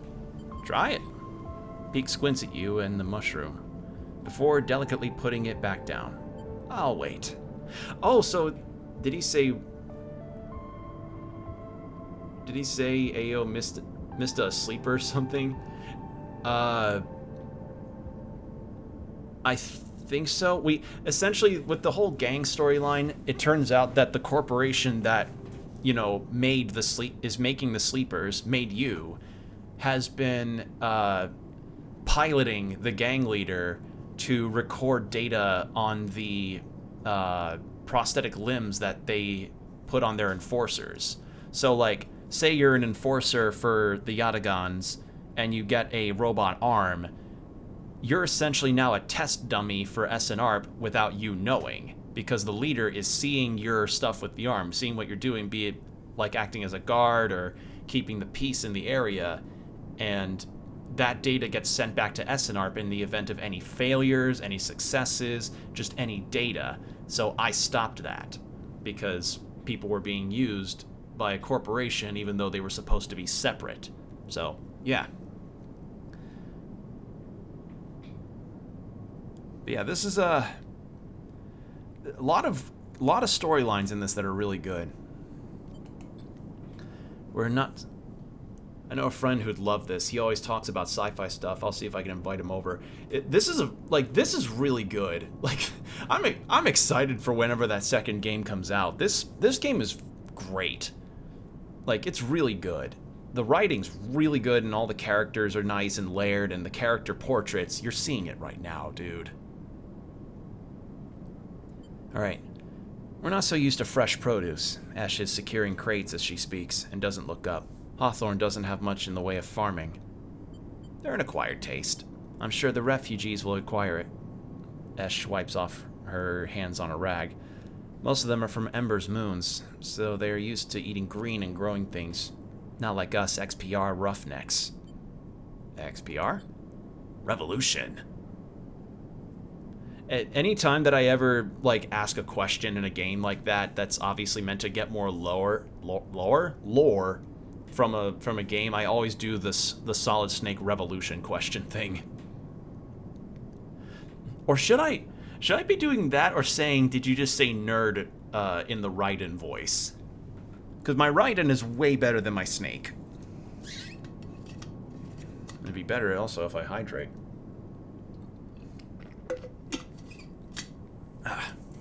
This an interrogation? She glares. Either way, we are done with that place, which is all you need to know. Yeah, he wants to play it eventually, but spoilers. Yeah. Tell your friend to give this a shot. Honestly, it's really good. Whenever either at full price or when the next sale hits, because this kind of story of survival is really, really something. Like, we've witnessed it a lot, where we've had moments in this game that just kind of hit right in the heart for emotion. Ash leans back against the crate when she was securing. We are going to need more than a few mushrooms if we want to help those refugees, though. What do they need? Food, water, components, a whole lot of things. Ash stands and walks over to the mushrooms you brought, placing them into a small container with care. The problem isn't just getting supplies, it's getting them through the ships. Can't you speak to Haven Age? We aren't exactly welcome guests, Peak explains. If anyone figures out we came in with the refugee ships, we'll be quarantined as well. Why is there a quarantine? Peak jumps in. The Eye has a closed-loop life support system, just like any orbital installation. Any unfamiliar illnesses or significantly increased strain on life support could cause a cascading collapse in its systems. Oh no. Yeah, that makes sense. Like, trying to keep people from...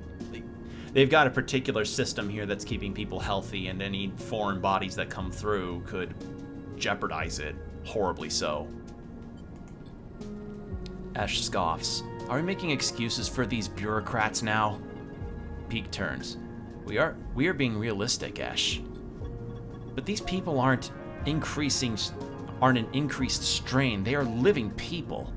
Ash stares at you. Even calling them refugees is just a way for turning a lot of scared, desperate people into a single monolithic group. Ash slides the container full of mushrooms into one of the cargo hold racks. Look, as much as I'd like to chat, we've still got a lot of space to fill in this hold. So if you're going to help, I think Ash is trying to say we need your help, and quickly. Peak says, glancing at her. The refugees behind the cordon, they won't be able to hold out indefinitely. You need to get supplies to them in the next 12 cycles, or... Ash steps forward. Or Haven Age will have to bear the responsibility for whatever happens next. I'll help if I can. Peak looks nervously at Ash. They were hoping for something more concrete. There's 3 things we still need to secure. Water, food, and scrap components for ship repairs. Ash gestures to the storage containers around the hold. Water we can find a way to source, or my preference, just siphon off for the underground reservoirs in the Greenway. Peak raises their eyebrows. Ash? She ignores them. Things could be tricky. For food, things could be tricky. Those mushrooms are delicious, I'm sure, but no way we can get enough volume to feed a flotilla. However, I saw an algae stack on the way over. If we can get access... No more stealing, Ash. Peak sighs. I think it's Peak.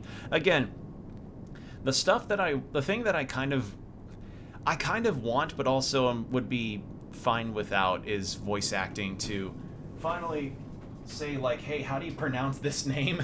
Because I'm gonna think that their name is pronounced Peak with an E at the end, and I feel like it's Esh with her name. I didn't say steal. She stares at them indignantly. If we can get access, we can work the stacks. If we can get access, we can work the stack, harvest some algae for the flotilla. Those stacks churn out vast quantities in short time scales.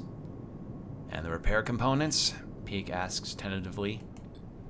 Ash smiles. Just look around you, Peak. This whole place is made of scrap. She shoots you a glance. And I'm sure the sleeper has their sources. They can bring them right here. We get everything before time runs out. Perfect. We get most of it. Also good. Either way, in 12 cycles, I'm going to need to take what we have and go. But how will you get through? Esh shoulders a container. I thought I'd leave that up to you, Peak. They flinch. Are you serious? Esh, I know we said we would help the flotilla, but at what point? They stop, take a breath. Take this seriously, Esh. I don't know the first thing about breaching a quarantine cordon. Maybe not. Esh looks at you. But they might. They slipped out from an SNR facility, didn't they? Plus, they've been here longer than us. You are always trying to get me to find help. Well, here it is. She gestures at you. Help. Pete glances between the two of you. I swear, they sigh. I need to think this one through. Meet me at the cordon in a couple of cycles, Sleeper. Maybe we can figure something out. Meanwhile, Esh meets your eye, you can help me acquire the supplies. Discreetly. She smiles. We have to keep this quiet, keep Haven Age out of the loop. Once they get suspicious, this is over for all of us. This all suddenly seems a little too real, too dangerous. You've only just found your feet on the eye. This is not a time for causing trouble. Come find us. We'll be out there trying to pull this all together. Esh goes to the back of the hold to start packing another container. Peek, come help me. Peek glances back at her. Sleeper, look. We didn't choose this either. They lower their voice. Help us finish this. We've set up a base camp on the Broken Spoke. You're welcome to rest there in any of the cots while we work on this. They smile. We are in this together. Peek! Esh shouts as they walk back into the hold to help with the container. As you leave the climbing briar, you look out at the broken edge of the eye's ring, where Haven Age's cordon blinks with tiny red lights. What are you getting yourself into? Okay, so I have another place to sleep. Neat.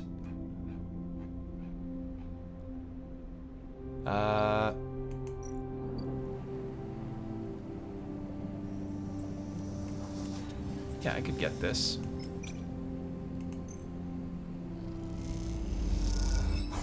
Yeah. And I got a bit of energy back. Okay, so this is more stuff that I can use. And then we get scrap components from there, because the other place we can get it is not very reliable. Yeah, this is, like, I've never really been much of a sci-fi person as far as stories are concerned, but this game is really, like, I will admit that a lot of sci-fi stories that I do encounter tend to be ones that are like, oh man, that kicks me in this particular spot, you know? That it gets me in a way that's really nice. Alright, so, one more cycle for Rabia.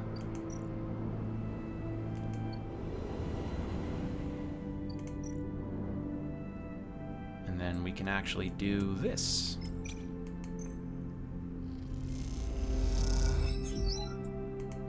But I also want to get some water and other stuffs.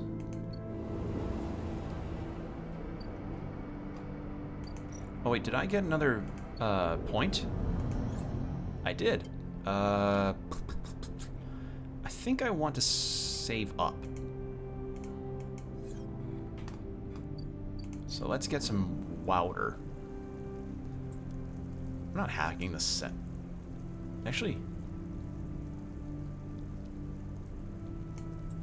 what I need is energy.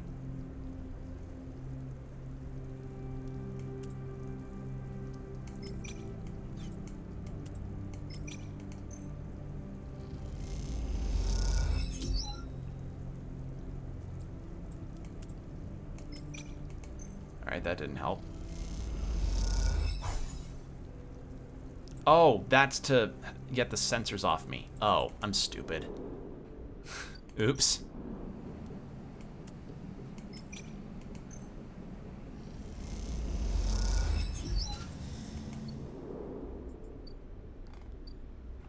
Alright, well, I'm starting to lose energy. Uh-oh. I'm gonna be starving when I wake up. Alright. It's a shame I can't really just eat the mushrooms that I've gathered. Oh, wait, shit! No, I'm wrong! I can eat the mushrooms that I've gathered! Because I'm a cook now! I can just go at the bar and eat! Yeah!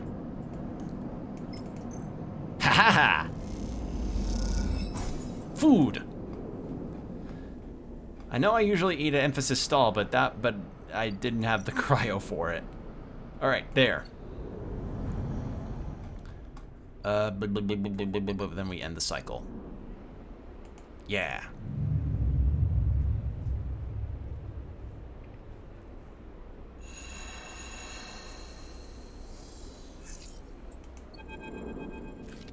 As you leave, you find a note pinned on the outside of the door. It reads, "Sleeper, there's something you need to see. Meet me at the corridor as soon as you can. Just keep heading up the ring until you hit the flotilla. I'll be waiting. Peek." You pocket the note and glance around the corridor. Looks like you are doing this.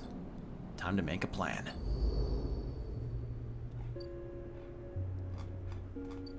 Alright. Briar Base Camp. Complete active scenes. Oh, I have an active scene left. Oh, there it is. Sleeper. Pete catches your attention from the shadowy corner that they were leaning against. Any trouble getting up here? This place is huge. It certainly is. Haven Age has been busy. Come take a look at this.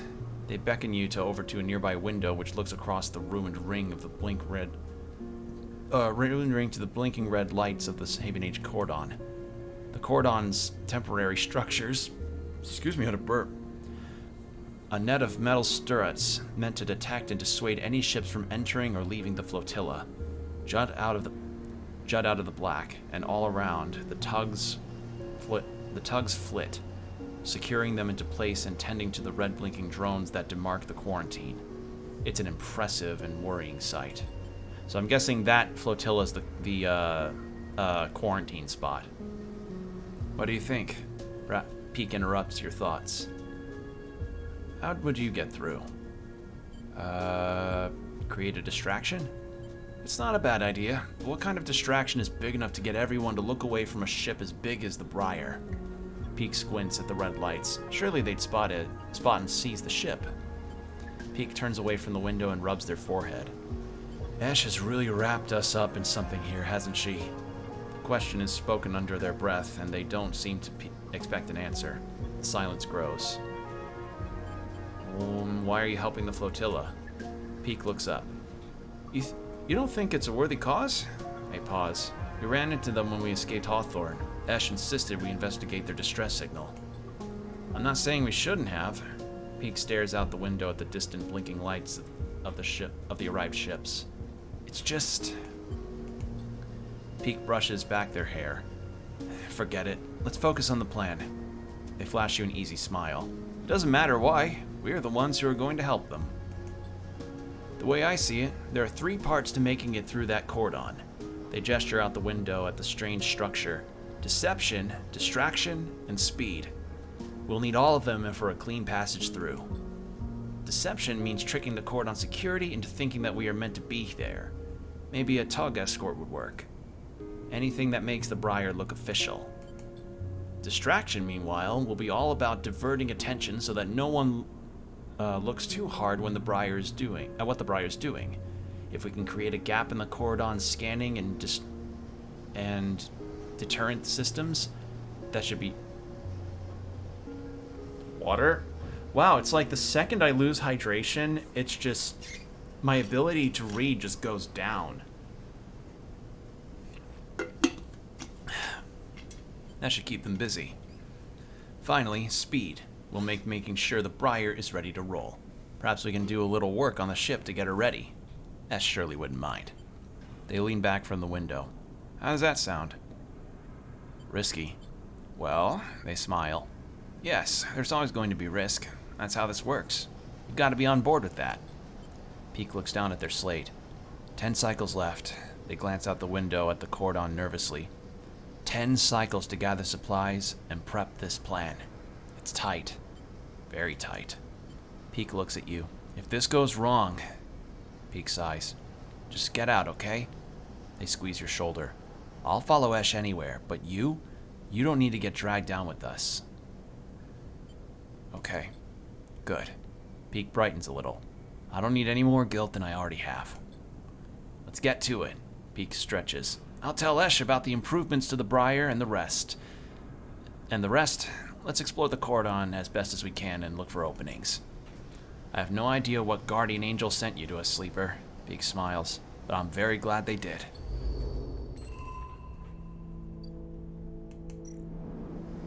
Okay. So we gather intel, gather supplies, and all that stuff. So we got a lot of things. Okay, so that's a very urgent situation. But...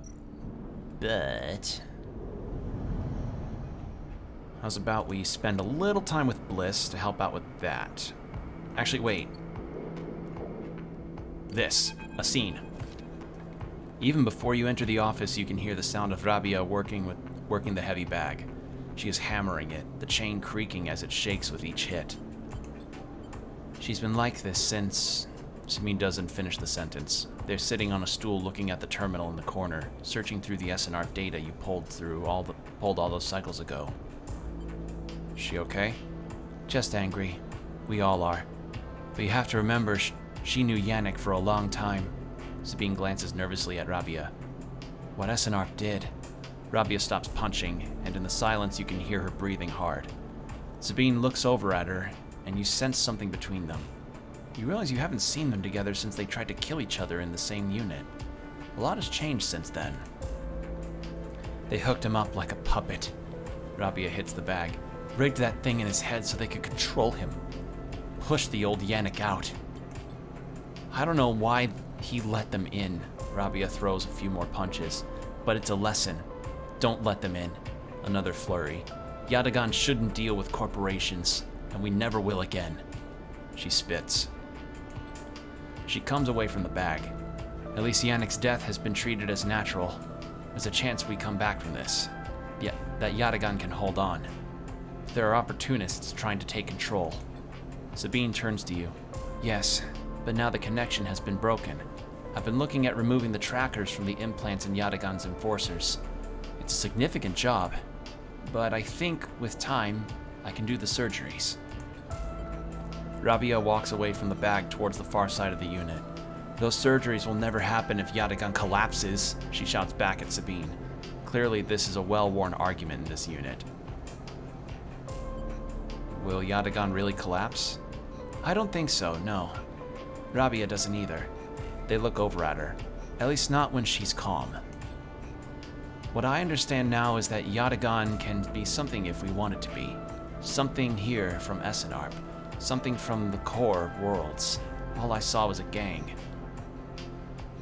And with Yannick keeping me on a tight leash, they shudder. Rabia believes, and I want to believe that. Wait, Rabia believes, and I want that belief. They look unsure. I also want to be done with Essenarp, but I doubt they are done with me. They glance away, rubbing their shoulders. I hope you're right. Me too. They smile. I've been wanting to say, Sabine begins nervously, I'm sorry that I didn't tell you where I came from. I know I've apologized before, but I want to again. They pause. Properly. When I leaked the data on the Sleeper program, it was to try to help people like you. They grit their teeth. But after all the cycles here, being pushed down, pushed around, trying to serve, all that got away from me. So when you turned up, they sigh, it shook me up. They run a hand through their hair. But I ended up here, so... They look at Rabia.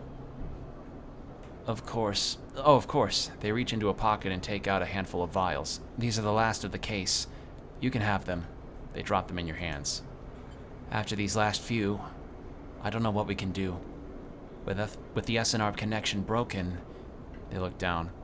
But I know there are other ways. Repairs, other pharmaceuticals. I even hear there are some labs out on the Greenway. Perhaps they can help.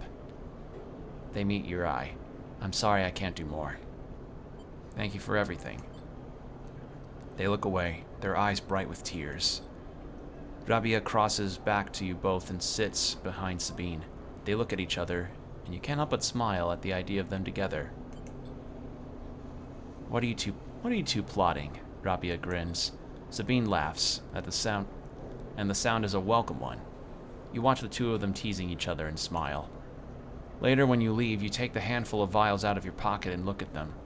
You can still feel that core of anger deep down inside, and you don't know if it will ever leave.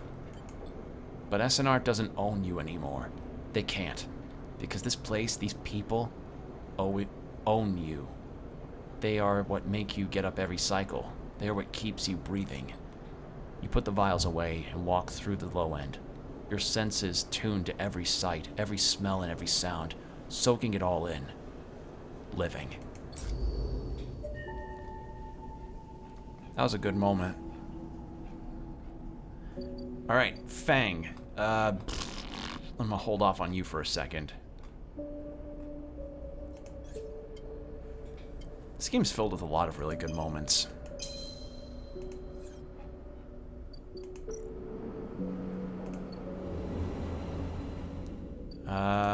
Yeah, let's do a little work here, because I think... Yeah! You and Bliss are floating in the bay's airlock, waiting for it to cycle. You pick a few leaves from the clothes as you wait. They float around the chamber as if carried by a lazy wind. Stay silent. The now familiar sequence of clunks and rattles sound out, and the door hisses open. The moment it does, you know something has once again gone wrong. What's all this? Bliss asks a confused-looking Moritz. Behind him are a set of crates anchored to the bay floor. He has clearly just brought them in through the bay's freight lock. Moritz looks nervously between the two of you before answering. It's payment. He runs a hand along the crate. The Sycamore Seed crew just brought them over. He stops, but seeing the look on Bliss's face, adds, They were very thankful. I bet they were. She clenches her fist. What the hell is inside? Moritz leans over and struggles with the catches on each side of the top crate. As he does, Bliss turns to you. Don't say it. Bliss stares into space. Don't you dare say it. Stay silent. Don't. She gives you a hard look. This isn't my fault. Moritz finally gets the catches free and the lid floats off, drifting into the bay. As it does, a small brown lump floats up with it. Moritz reaches out and catches it as it passes him. Is that a mushroom? Bliss finishes. Is that a mushroom? Bliss finishes. A damn mushroom. They paid us in mushrooms? Not just mushrooms. Not just mushrooms. He holds out a clump of tightly packed leaves. Produce. Bliss starts laughing. Goddamn Haifa commune. Should have known they didn't have a chit to rub between them. She knocks a small brown mushroom across the bay. Stop, Bliss? Moritz grabs her hand. These are good. Fresh. We can sell them. To who, Moritz? Are we running a grocer's now?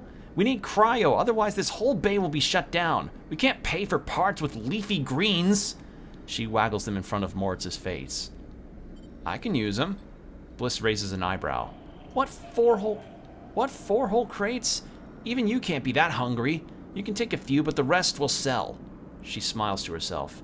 Or at least Moritz will sell them, if he's so eager. Moritz closes up the crates and starts moving them. It isn't that bad, Bliss. It's a step in the right direction. He glances at you, looking for backup. They'll sell well. Bliss sighs. Look, I went into this business with a couple of wannabe farmers. Or it looks like I went into this business with a couple of wannabe farmers. Bliss, I am a farmer. I have a whole ass aviary. Prove me wrong then. Show me this is a windfall. She kicks away towards the new patched together terminal.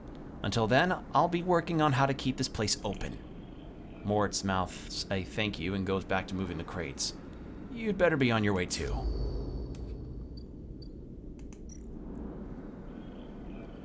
Take another shot at leading contracts. Yep. Alright. So let's get water and other stuff. Oh, I have 4 stabilizers. Okay, that's a good amount.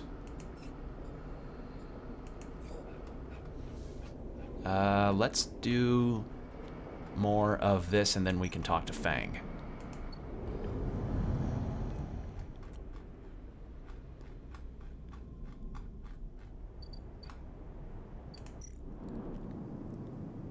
Scrap components. Right.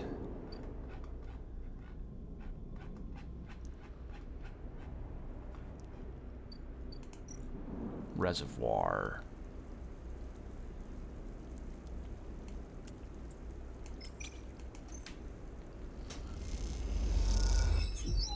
Oh, wow, that is slow goings.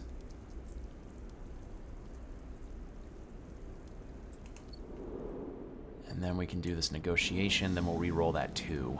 Actually, wait, we can do this with the 2. Yeah. And we can get some scrap. How much scrap component are they asking for? I think it was like 8 or 4? 8. Jesus, that's a lot. I think I could get it. It's just, that's a lot of scrap to ask for. I've got Griol, but can I do anything with that, actually? I need energy, so let's go see if I can do anything with that at the bar. The bar. I can.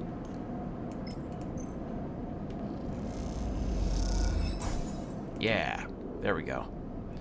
And then, Fang. Fang grins at you as the bay door slides open. Above in the rest of the building, people are busy freighting. They speak in hushed tones and organize endless meeting after endless meeting. Haven Age has avoided a full-blown crisis for now, but change is coming. Fang is in good spirits and bundles you inside before you even have the chance to greet him. That was the slickest operation the station has seen! He hugs you firmly. You made my job easy. He shakes you by the shoulders. I'm so proud. And, he smiles, I got to watch through the cameras as Haven Age security that weren't in on it assaulted the station. Fang smiled. One of them straight up just whacked Hardin with their pistol. It was beautiful. What are they gonna do with him? I'm not sure anyone knows, but he is cooperating in dismantling his operation and scaring off Conway. Maybe they'll exile him when they are done, or hand him over to some core authority. Fang shrugs. Now I know he won't be an issue. I'm going to be focusing on systems for a bit. He shakes his head, seeing as that's my actual job. He points to the ceiling. The people upstairs weren't so happy though. They've been fielding questions about the state of the eye right and left since the recording got out. People are scared.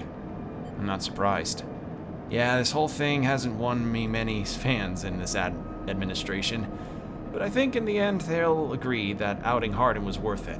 Whatever the methods. He touches a stack of hardware. The eye is old, and it was never meant to run like this. The master controls points that Erlin and Haven Age installed. They keep it spinning from the rim. That isn't ideal. But if you are asking me, if the eye will stop spinning the next cycle, no. And me and a ton of other skilled people will be working to stop it happening in the cycle after that. Hardin's problem was that he didn't believe in people. He believed in systems and their ability to shape the world around them. Fang squeezes your shoulder. But as far as I'm concerned, people should be the ones running the systems, not the other way around. Anyway, Fang raps on the side of his terminal. I know you didn't come down here for a lecture.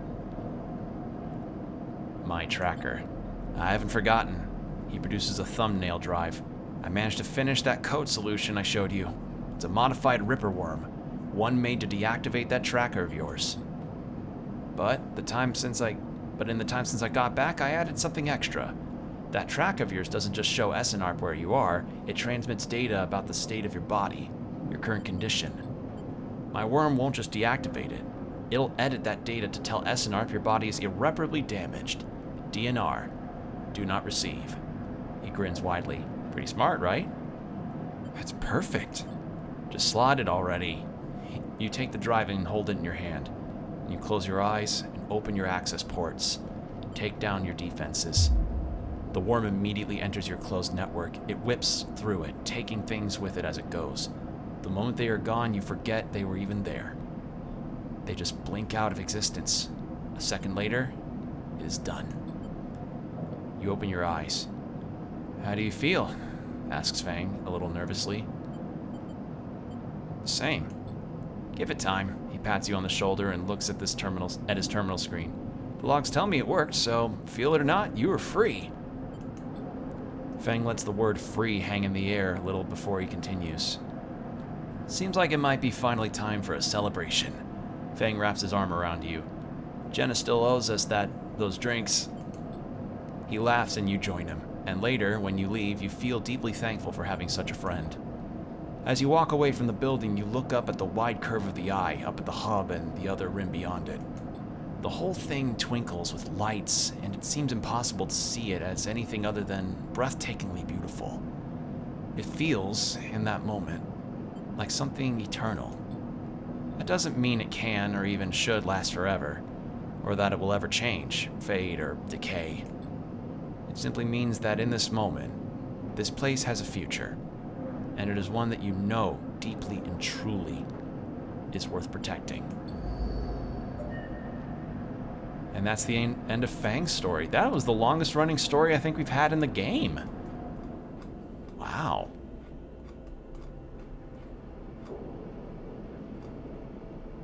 Oh, that was a good one. A lot of really good moments in this game. I'm really glad to have to be playing this. This is really nice. It makes me so excited to what the second game will bring. Because honestly, this has been something I look forward to playing a lot. It's nice. Ooh. Rico has something in her hands when you enter the lab. It looks like a knotted twist of woody stems, a ring about the circumference of a human head, consisting of a single stalk at one side and a branched woven network at the other. As you approach, she holds it up, and in the lights of the lab, it looks like a crown. Rico finishes your thought. She smiles and shakes her head in disbelief. Is that what grew? It is. I came to the plant this morning, and this loop was all that was there. She points to a lump on the edge of the ring. The seed grew right back into itself, twisted up out of the soil. That being you encountered in the cloud, as you call it, was it wearing one of these? She eyes you suspiciously, still unsure if she is somehow embroiled in an overlong prank. No, she sighs. I suppose that would be too easy. She smiles to herself. A root crown. She places the object on the bench and shuffles to her analysis terminal, her face lit by its amber light in the dim corner of the lab. Meanwhile, I unscrew my water bottle top and drink out of it.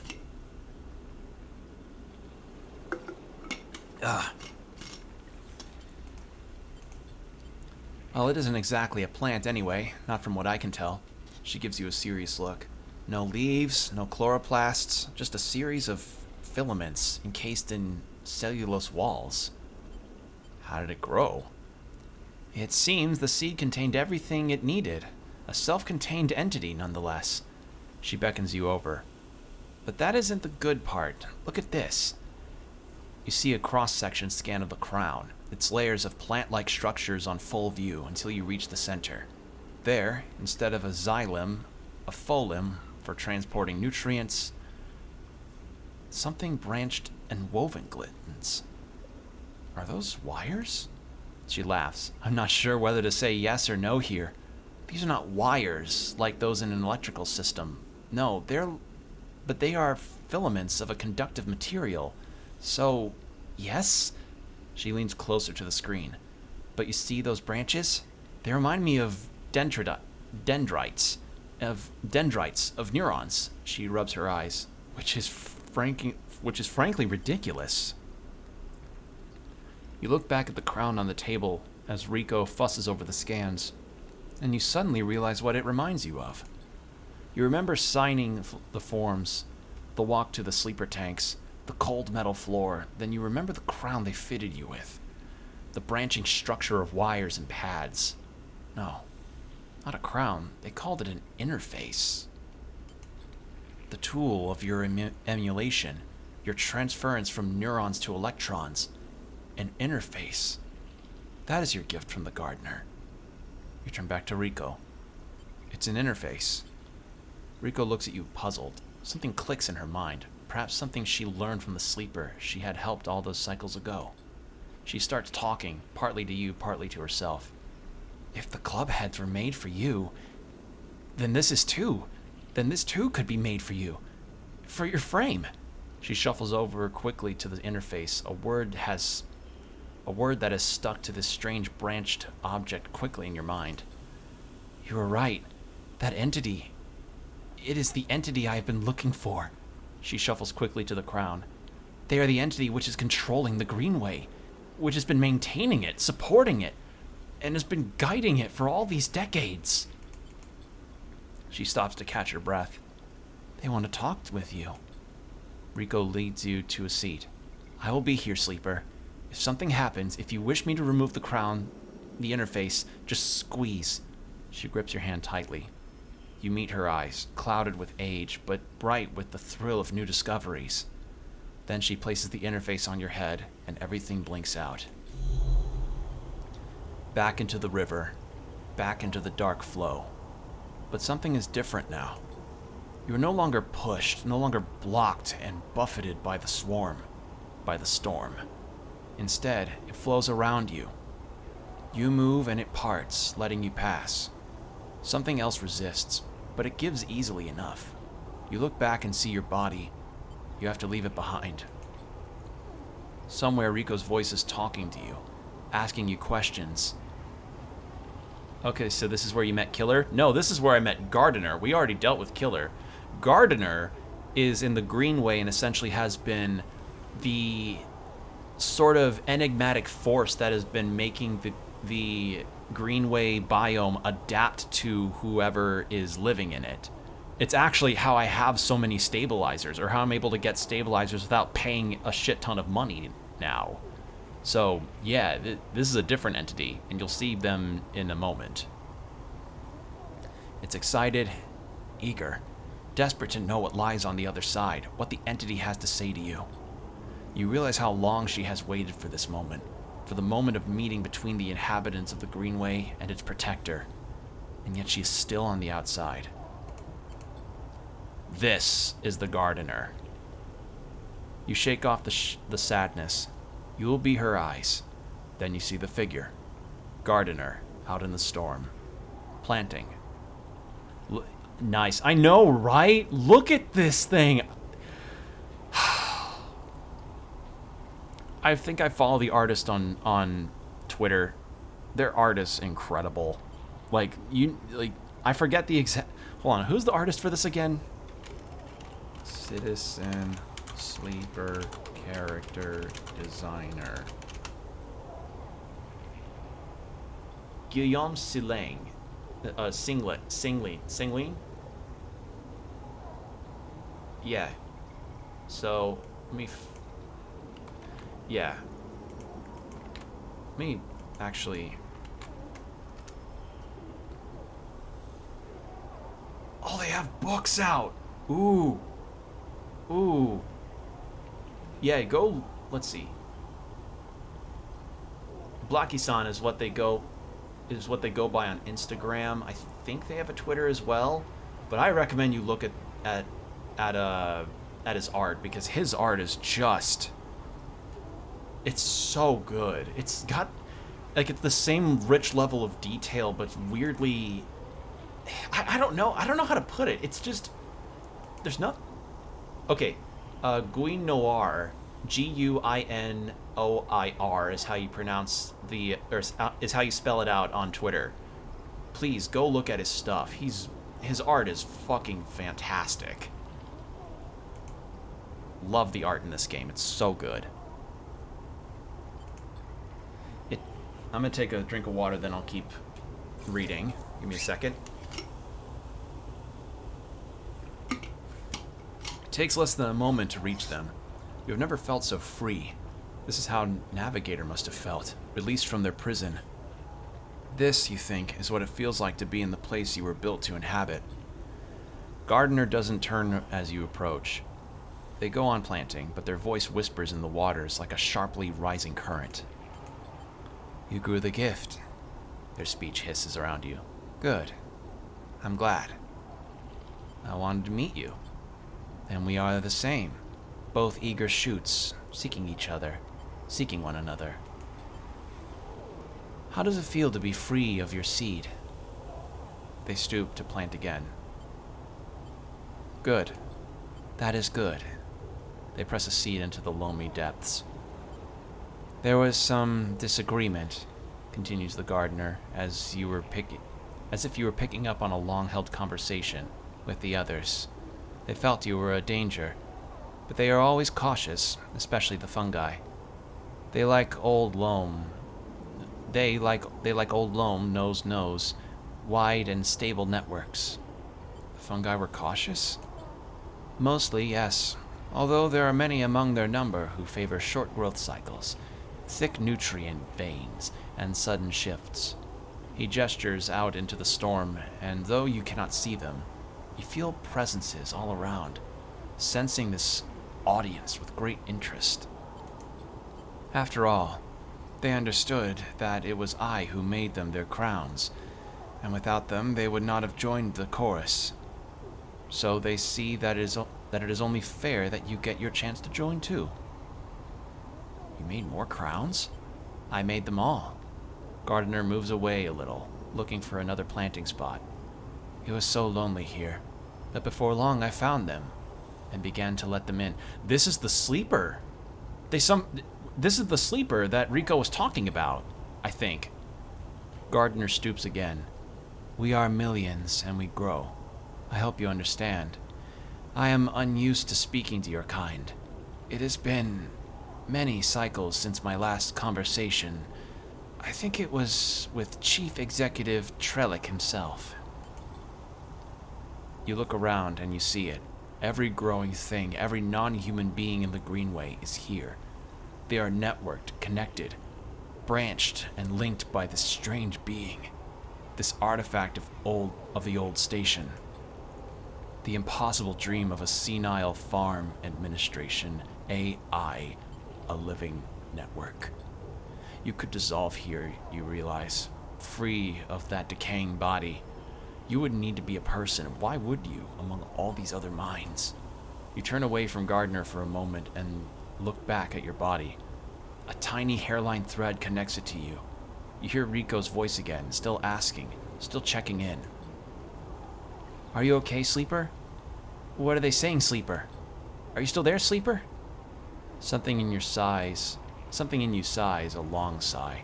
A sigh that speaks of an exhaustion beyond tiredness. An exhaustion rooted deep inside you.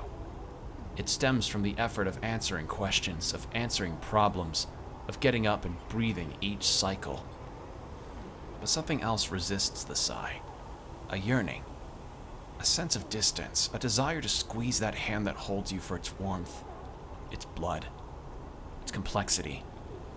To make a gesture that says, I'm still here, I'm still alive, I'm with you.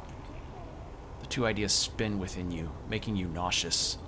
If you break that thread, you will be free, free to dissolve here, to grow strange and beautiful among a million others. If you follow it, if you squeeze Rico's hand and you will wake up, back in that dying body, with the pain and warmth that entails. Not entrails, that's different. Oh!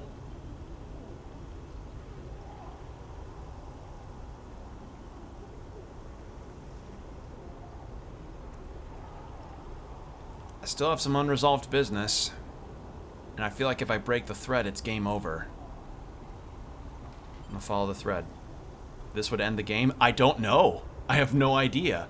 But I have the Bliss stuff, and I still have that extra content that I was fumbling myself over. Follow the thread. Your eyes track to the threads across the whirling dark, back to your body. This choice, you realize, will not be presented again. Follow it. You don't look back at Gardner. You don't dare risk it. Instead, you follow the thread, delicately, carefully, like a diver following their lifeline back to the surface. The river whirls around you, but it doesn't pull. It isn't jealous. Neither does it understand. It is, after all, just a river. It isn't a person, a flesh and blood person, with wants, with desires, with the capacity for love and hate. It doesn't understand you, and you don't understand it. So you don't focus on it. You don't think about it, on what it feels like such a long journey through the dark. You set your mind on eyes instead, on hands. Things you can focus on, hold onto. And then, after an age of crossing, you are there, settling back into the chair, into a body, in a chair. And the overwhelming sensations that come with being a living thing with a rich and detailed sensorium. For a moment, you feel like you have made a terrible mistake. Who would choose this weight, this anxiety, this deep well at the center of existence? But then you feel it. Rico's hand gripped harder around yours, trembling a little, sweating a little. Rico's hand with its brittle bones and crumpled skin. Rico's hand. And in that moment, you understand why you made this choice. And then you squeeze Rico's hand, and you wake up.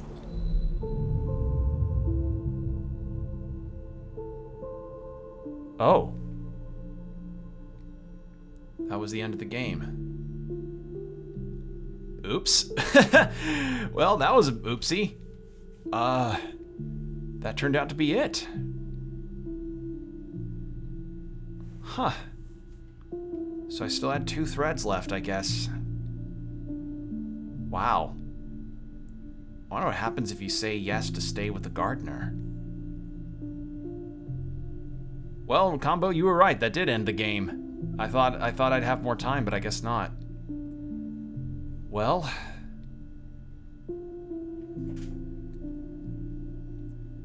I think sometime later, I actually want to do that extra content, because it was free DLC episodes, and I want to do those, because I was intrigued at the idea of helping them. I just didn't realize that this was the end of the game. That was absolutely my fault. So, oops. But, regardless, this was really good. I enjoyed this wholeheartedly. Like, This game felt like some kind of different experience that I haven't really gotten probably since Disco. Like, the moments that happen in this game that feel so impactful, about as impactful, if not more so, than most elaborate cutscenes could probably ever draw. If anything, I feel like probably going back in and continuing if it'll let me. Oh. Oh, no, we're still going. Sleeper? Rico's voice comes wavering through the dark. Are you still with me? You sit up, the lab a bright green glare that fades as you gather yourself. I'm here. Rico smiles. Good. She squeezes your hand. I thought you'd left me for a moment. What? She pauses. Who? She smiles. Tell me about it. Tell me everything.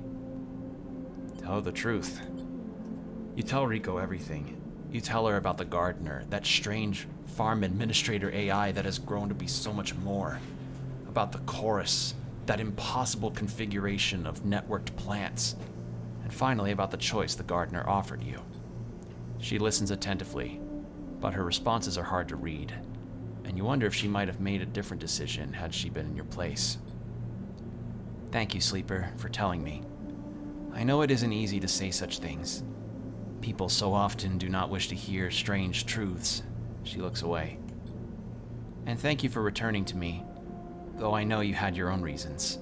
She squeezes your hand reassuringly. I had to return because there's content that I'm missing. Something passes between you then. A kind of shared sadness for the impossible choice. The choice to escape your body or to stay and suffer it.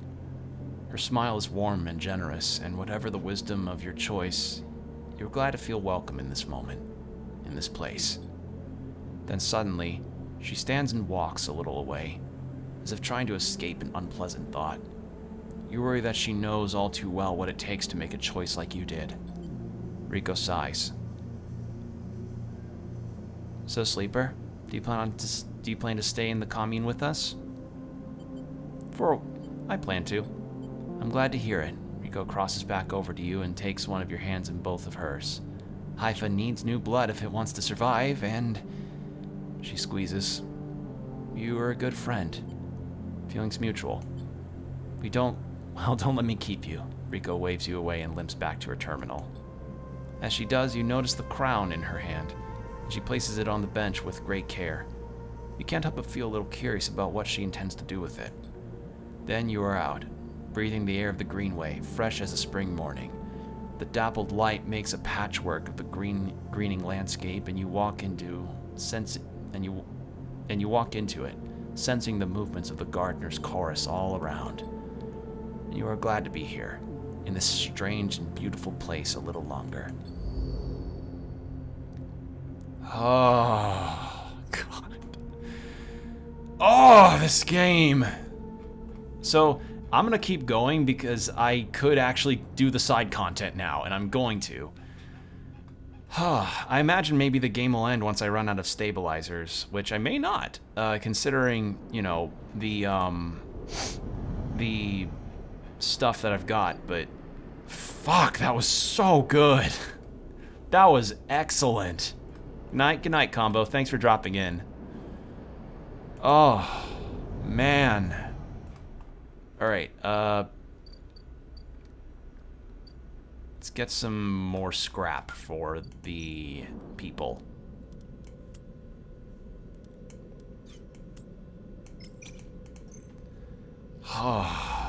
Like that gave me actual goosebumps. That whole interaction, that was just excellent.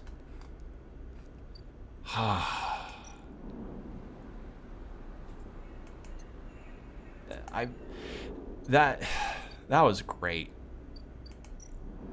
So good. Alright, negotiate access. Shit, didn't mean to do that. Negotiate access. There. Access to algae. And that's 2 cycles. No, 3. And then we do a bit of this.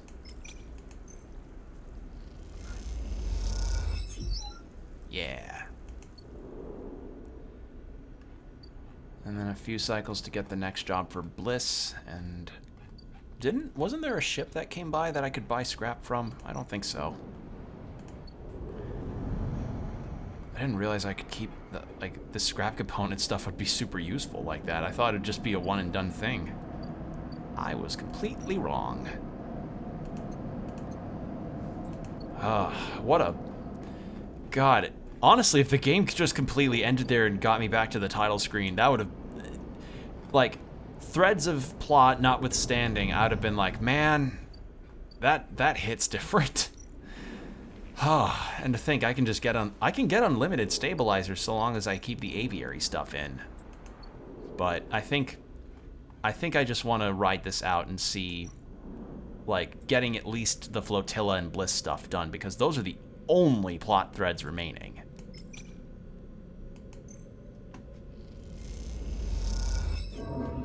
Ow.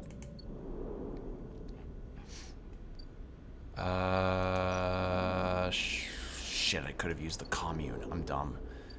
Alright, well, let's rest up. So I need 5 more scrap components to trade in.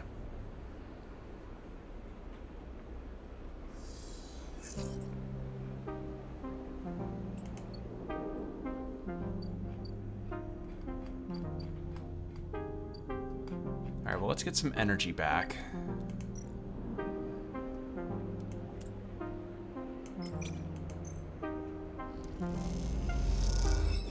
There we go.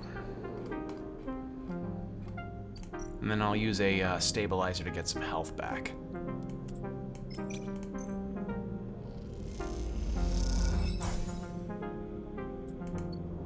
Alright, we're already halfway on that.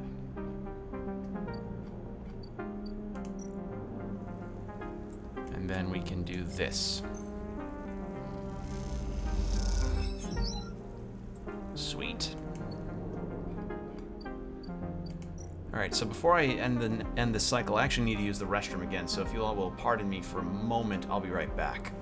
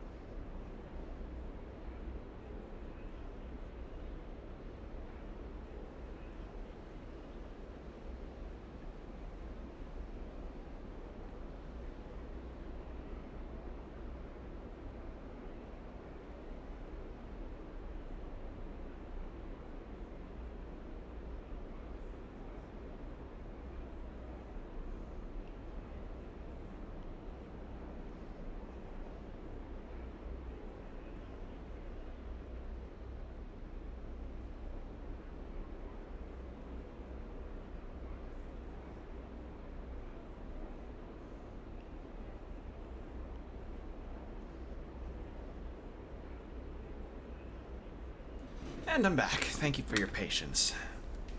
Alright.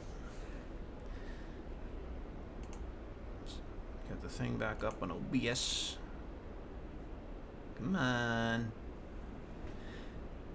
There we go. End cycle. So I imagine Bliss is probably coming in a couple cycles, if not now. Nope. Do need to eat, though.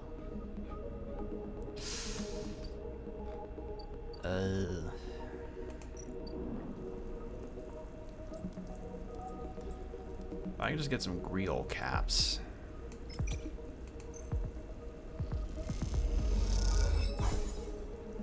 Got energy, okay. That helps, kind of.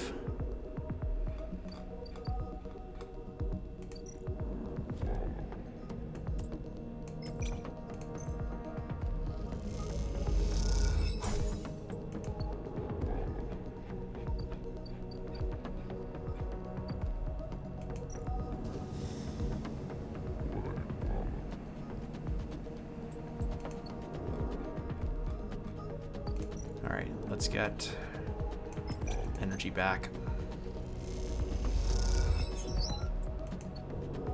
And then we'll use a stabilizer.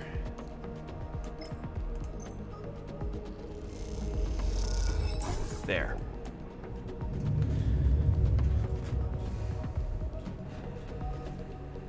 Now's probably when Bliss will call. If not, she doesn't call here, I'm gonna be really surprised. Here we go. Sleeper. Moritz is leaning against the corridor wall. It's time. He looks away. Big job just came in. Grand finale. You up for it? I'm ready. All right then. You're in business. He pushes away from the wall. This has to work, Sleeper. Has to. He looks down. If it doesn't... Bliss okay? He frowns. I don't think so, but she isn't hiding that from anyone. Look, Bliss has had a rough time of it. I thought you, of all people, would understand that. He runs a hand through his hair. Sorry, didn't mean to be... He smiles.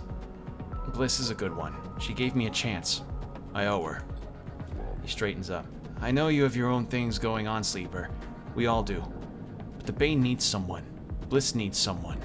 Hell, I need someone to help me keep Bliss from spinning out completely. He scratches the side of his head. Otherwise, there's not much I can do. He shakes his head.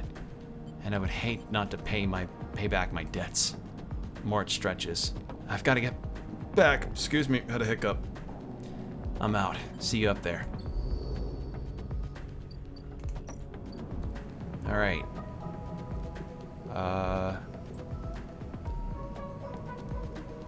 Harvest algae.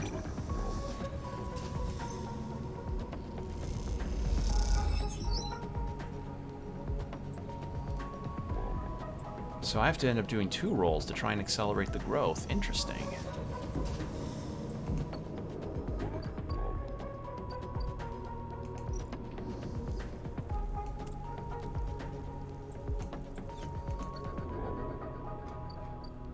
Well, first I need energy.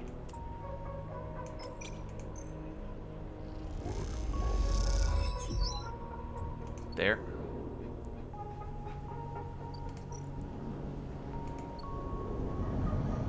So we've got a few cycles still before the side thing needs to be done.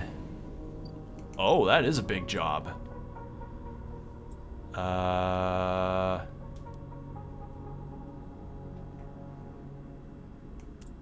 Let's do that.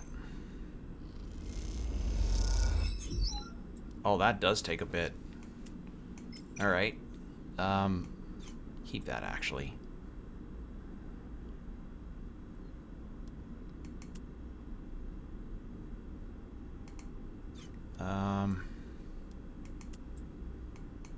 No, that won't work. No.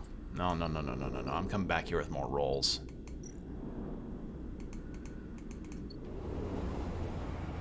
What I will do, though, is go to the wastes and get some more stuff from there.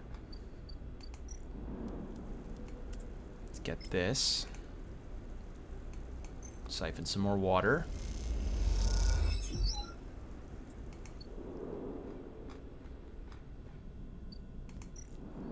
and see if this can turn out well. Shit. Alright, I thought that was gonna happen. Okay, just one skill point, though. Alright, let's sleep.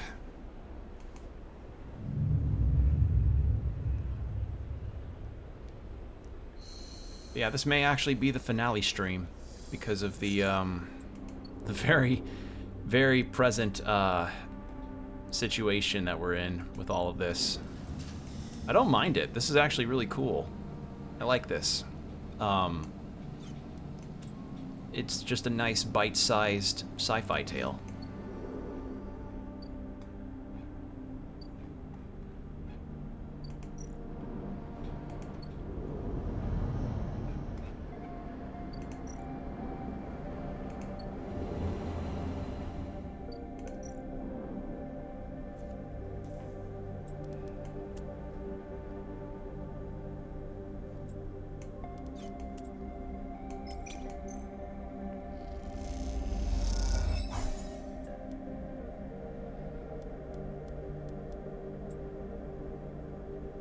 So it seems...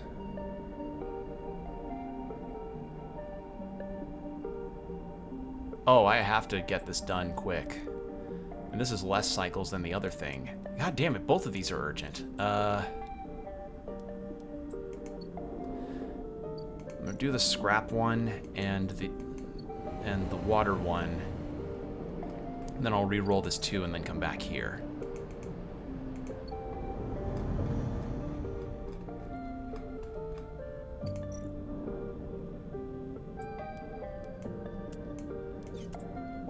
Positive.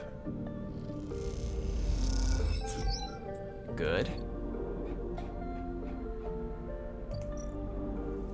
Then the water one.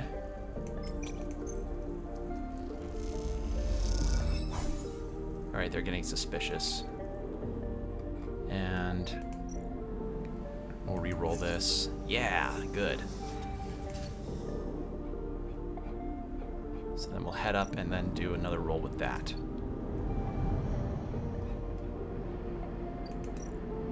So we'll just check real fast the... Oh shit, I need energy. Problem is I don't have any money to pay for food. Fuck.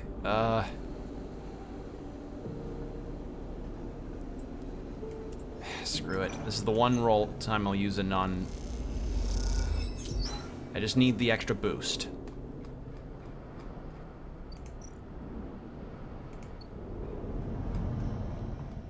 And I also have some extra cryo. Sweet. So then I can go to Emphas in case my energy runs low again. So that was a good call. Oh god. 1, 2, 3, 5 cycles left. Shit.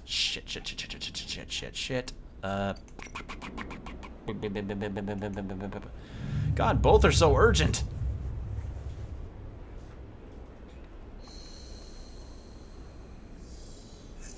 All right.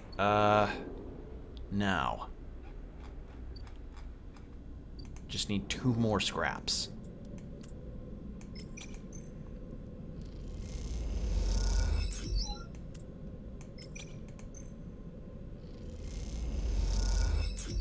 There.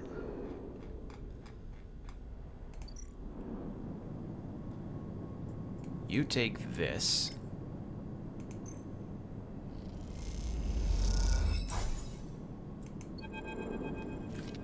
You look over the pile of scrap components lying in the briar. You look around. The bay is empty. Esh and Peak either elsewhere or on the station or on the bridge a couple of levels up. You begin sorting through the pile, separating out useful components and boxing them by use. You don't recognize everything you find, but before long you get into the rhythm of sorting. As you do, your mind starts to drift, your attention being drawn into the dark corners of the bay. The briar is in surprisingly good condition considering that Hawthorne and XPR must have been operating it for decades by now. The marks of care are elsewhere, from the delicate patch jobs polished to meld into the original finish, or the carefully bound wiring running through custom trunking. Esh loves this ship, that much is clear. Something catches your eye in one of the dark corners. A matte black stack of crates you hadn't spotted before. They are sleek and compact, tucked away behind some of the bigger, more worn containers. That should be there for... You put the containers out of your mind and focus on the sorting process. This is Esh's ship, and she wouldn't appreciate you rooting around in it.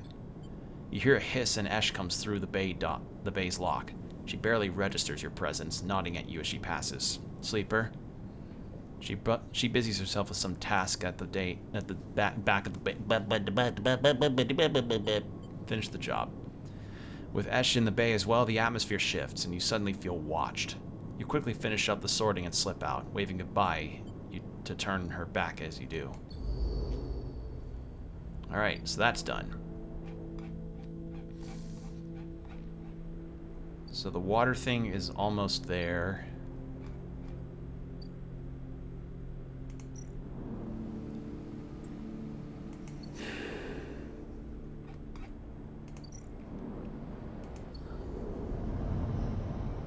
I don't have enough cycles to... I'm not going to have enough cycles to get this done. I didn't realize there was a time limit on this one.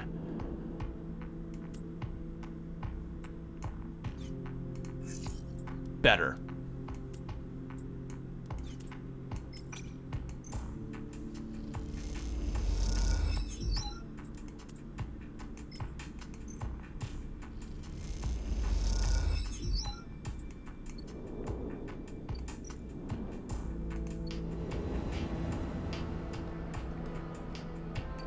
Alright.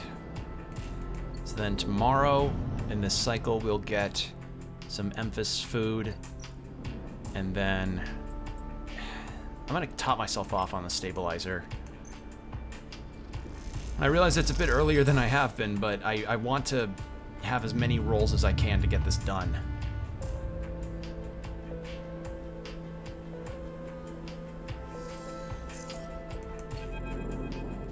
A rapid burst of movement catches your attention. A drone. Its fins adjusting as it hovers in place, floats in the corridor. Hello? The drone shifts a little but does not respond. The drone buzzes closer and a voice gurgles out of the speaker, distorted and strange. Sleeper, come to the cordon. We need to speak. Why? The drone clicks and whirs and the recording starts playing again. Sleeper, come to the cordon. Okay. Satisfied it has delivered its message, the drone rotates and accelerates away as rapidly as it arrived. You stare at it as it disappears from sight, hoping for some insight that escapes you. To the cordon, then. Alright, well first I need to eat. I need my energy.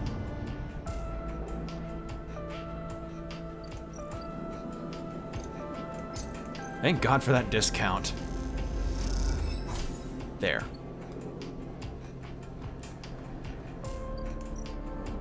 Alright, so what does Peak want to talk about?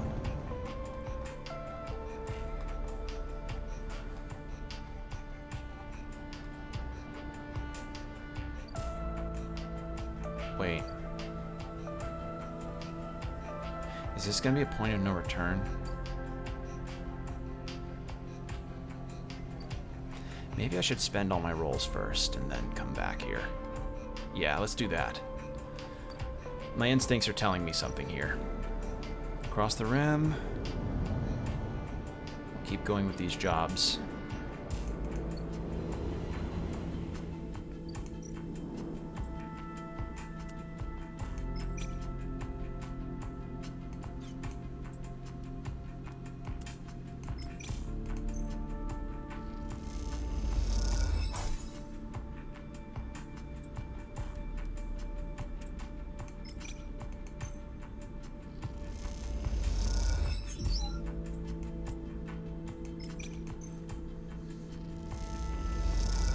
Alright, I think at this rate I should actually be able to get this done in time.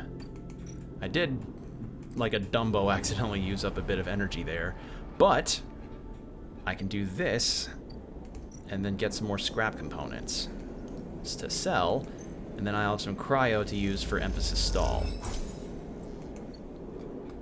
Because I don't need scrap components anymore. I'm good.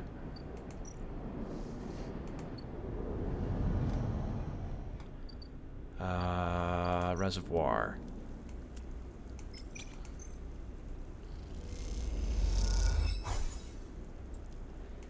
to get this off my trail.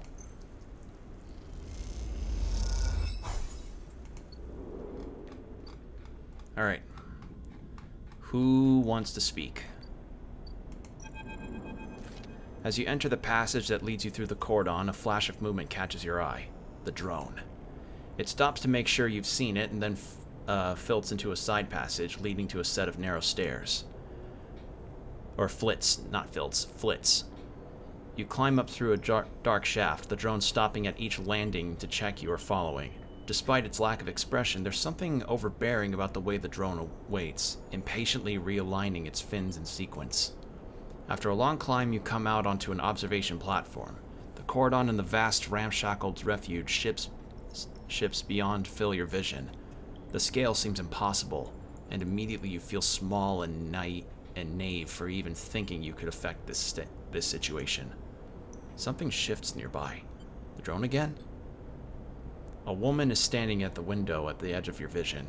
You aren't surprised you didn't notice her. She too seems impossibly small in the shadow of the flotilla. The drone buzzes by your shoulder and she turns. Helen, okay. Frustrated Haven Age counselor. Sleeper.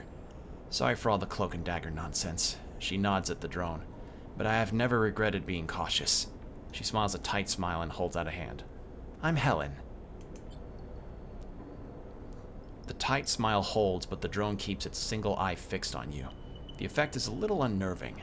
Look, she glances around the empty observation deck as if checking for potential eavesdroppers. Let's be straight with each other. I know about your plans, and... She cuts it before you can respond. I understand your motives. You look at her in overalls, the yellow markers, the HA signal. You've been on the eye long enough to recognize a Haven Age member when you see them. You're Haven Age? Yes, I mean, I expect that is obvious. The tight smile again. I hope you won't hold that against me. She glances around nervously again and moves a little closer. This entire situation, I am not here to defend it. She glances back at the flotilla. No one is happy about this. Then release the flotilla. She sighs. How do you think this works? She pauses. Sleeper, tell me something. What does Haven Age mean to you?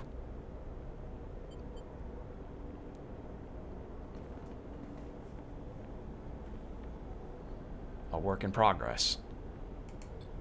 Fair, I think, she smiles. Haven Age is used to being criticized. In some ways, we invite it. Our members are free to bring up grievances at any meeting to propose new structures and approaches. She shifts her weight impatiently. As a counselor, it is my duty to listen to them. And that is why I was elected by the members. We are an imperfect system, yes, and each counselor, each member, each representative can be flawed. And worse, she looks down. But we keep this place running. That is what we do. And the flotilla? She turns and looks out at the clump of fractured ships. The flotilla is a problem. Can the Eye take in thousands of refugees safely? I don't know. This place is a ruin, Sleeper. What do you think the council discusses? The Prince of Griol? We make plans to keep this place spinning, to keep life support working, to ensure... Helen's slate chirps, and a grim look passes across her face as she sees the notification.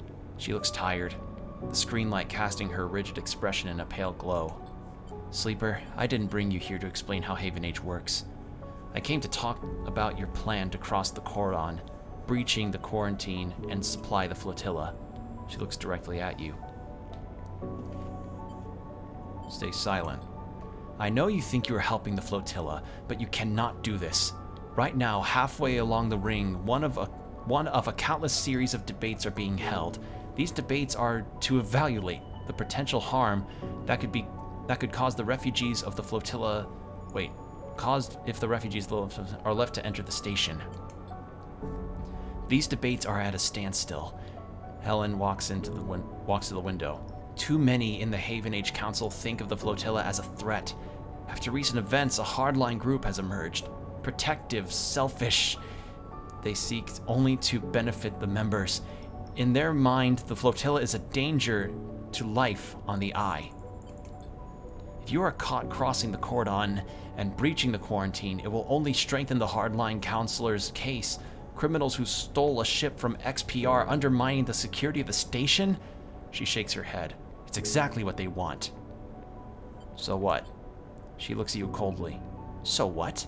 Sleeper, I'm starting to worry if you know anything about what you are doing here. She sighs deeply. And those XPR spacers you were running with? Sleeper, do you know anything about them? No. Why do you think the refugee flotilla came here now? Something is happening in the system. Something is pushing people out of the colonies and outposts that have survived since Solheim collapse. We need to be ready for whatever is coming. Ready to protect the Eye. I know the Eye means something to you. I know there's a reason you are still here. Help me protect it. Helen fixes you with a strong look. Persuade those spacers that this is the wrong move, that they will get caught and the flotilla will be locked down, that Haven Age will be delivered into those with the worst instincts. Forget this suicidal supply run with people you barely know. Help me fight for the Eye. Why don't you stop them? If I expose the plan, it's the same as if it goes ahead and they are caught. Every way I look at it, the Eye looks compromised, the quarantine justified. The hardliners get their scapegoat. Don't offer up the excuse the hardliners need to lock the flotilla out altogether. To persuade the members they are the safest pair of hands. She looks at you imploringly. Please. You look back at her and the flotilla behind, and sense desperation in her plea. A notification breaks the silence. Shit! She rapidly scrolls through pages of data. Sleeper, I need to go. She looks torn. Think about this, please. Talk to the spacers. Help them see reason. She quickly leaves the observation deck before you have time to respond. You stay for a moment, watching the lights of the tugs and the flotilla, and wonder what it feels like to be on one of those ships. So close to your destination and yet so far from it. And then you think of the Haven Age Council Chamber, across the Eye, where the right of these people to find safety is being debated. You shiver. And then you too are gone, back into the stairwell in the cold dark below. Okay, so this flotilla is full of people that have left the colony worlds and have come here for some kind of better life. And they're quarantined. They can't quite, be trusted to just hop right in because of potential risks in the health of the whole Eye because of the life support system. Well, at least that's what Haven Age says. But I'm running out of time because of the time frame of everything else I've been doing. Sleeper.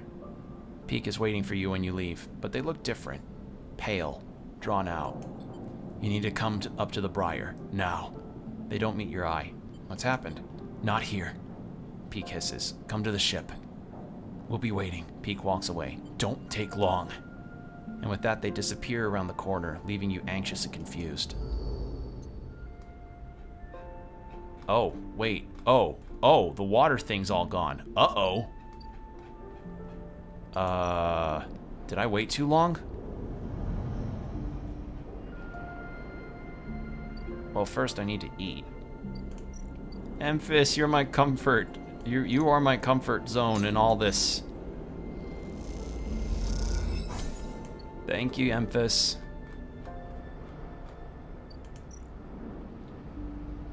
Actually,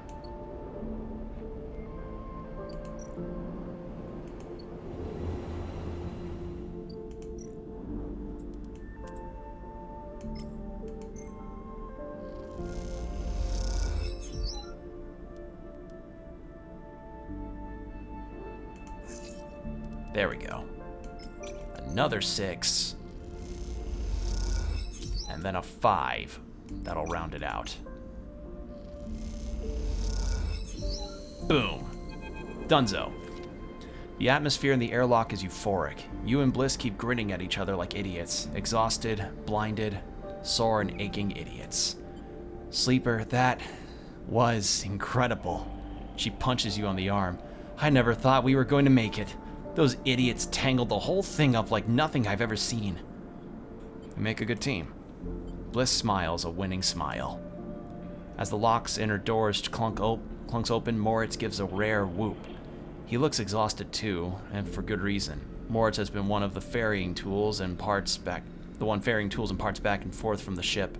His tired smile tells you he's glad it's done. Sleeper? Bliss? God damn it. He shakes his head. Impressive. When I saw that ship come in, I thought there was no way. Why, thank you, Moritz, she winks, for believing in us. Moritz rolls his eyes. You know what I mean. Take the compliment. He shoulders some of the gear that came back in with you in Bliss and heads to rack it to stow. Water. Just, that's the word. Water.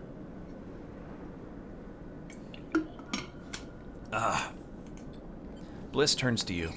I think you should be the one to do the honors. She nods to the ragged-looking console that Moritz assembled. I don't want to jinx it. She smiles, but you can see she's genuinely nervous. Check the console. You glide over to the console and check the screen. It takes a second to see what you are doing through the flickering, cracking display, but after a moment you see the accounts. And there it is. Almost 1,000 cryo. Sat in the bay's transfer account. Well? Bliss calls. Have we been screwed again? It's there. Bliss kicks off from the floor and spins up to the bay, shouting as she does. The noise takes Moritz by surprise, and he knocks a rack of parts, scattering handfuls of metal fixings across the bay. The sight of something, glinting steel catching the work lights like glitter. Sorry, says Bliss, grinning when she comes back down. I needed that. She kicks off and joins you at the terminal. Moritz even managed to sell that produce. We made a tidy profit. Eventually, she laughs. Here. She loads a stack of blank chits into the terminal and transfers a chunk of cryo in the chunk of This is your cut. Bliss hands you the chits. Thank you for believing in this place. She looks away and smiles, even when I couldn't. When you first met me, I was on the edge of giving up. All it would have taken was one more push. But now this place is sparking again. Work is coming in, there are funds in the accounts, even Moritz has a spring in his step. You both look at him happily, racking up tools. That's because of you. She punches you on the arm. He likes you. What's his deal? What? Why is he always so quiet? She frowns. I'm not so sure. He doesn't much like to talk about himself, that one. She leans in closer. You know, he came here looking to rob the place. I gave him a job instead. She laughs. Don't tell him I told you that. I just thought it might help you understand the kid. Moritz turns to look at you and both Blitz, and you awkwardly wave. Maybe it's time to change the subject. You're gonna be okay? Me? Always. She looks away. From here on out, it's going to be a little easier. I'm going to look for some component contracts, stuff that will keep us inside the bay, not out in the black. No need to risk our necks if we don't need to. You want to cash out? That's fine, but there will always be work for you when you need it. I appreciate it. She smiles and then, out of nowhere, quickly gives you a hug. She steps back and glances around reflexively. Take care, she says softly. You too. You turn to leave, and Sleeper... Yes? She smiles. Don't spend that all at once. Okay!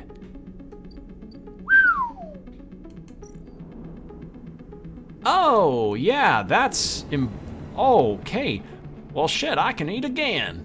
I can eat two this time. Holy fuck. Watch it be like, oh, you needed 300 cryo exactly for the side content. But yeah, the water and algae, oh wait, the algae thing's not there anymore. The water thing is, though. So let's do this. There. Tucked into a service corridor deep below the reservoir, Esh is double-checking the seals on the water tanks loaded onto the motorized trolley. Though you are far enough away from any thoroughfares not to worry about being overheard, you both still speak in hushed tones. How will you get these to the Briar? Ash glances back at you. We'll trolley these up to the bay further along, and then we'll bring in the Briar for a quick and quiet collection. Speaking of quiet, she gives you a look at then looks poignantly back down the corridor towards the reservoir before hitting the ignition on the trolley to start it moving. You take the other side of the trolley and walk it up the wide service corridor with its flickering lights and Solheim detritus. You doubt it gets used by Haven Age, at least that's the hope. You glance across at Esh, her face a mask of determination as she guides the trolley along. Maybe some conversation will make this journey go a little easier. How'd you meet Peak? She pauses, a little surprised by your question. She glances back down the tunnel, but in this deserted passage she can hardly keep up the pretense of silence. We grew up together, she answers quickly and turns back to the trolley, but she can tell you were expecting her to add more. She seemed to gather herself for an answer, not wanting to ignore you, but trying instead to get her answer straight in her head. Our outpost, Hawthorne, is not an easy place to grow up. The administrators keep a tight hold of everything. She rolls her eyes, even though they are trapped in the same decaying installation as everyone else.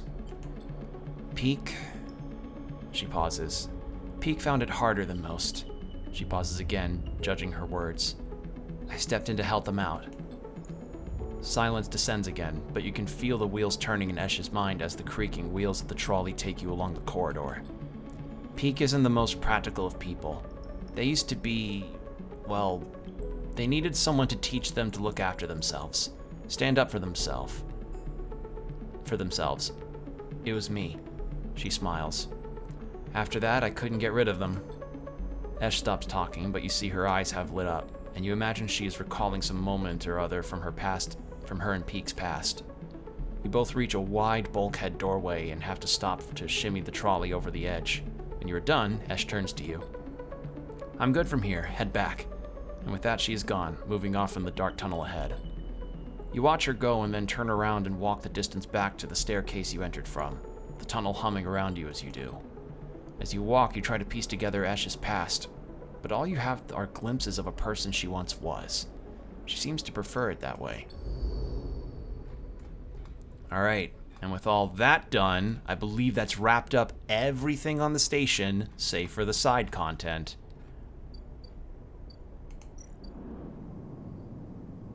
Yeah.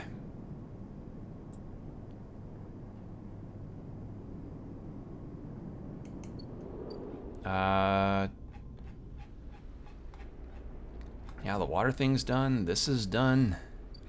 Yeah, and I have 2 stabilizers left. I also just realized I have 2 upgrade points.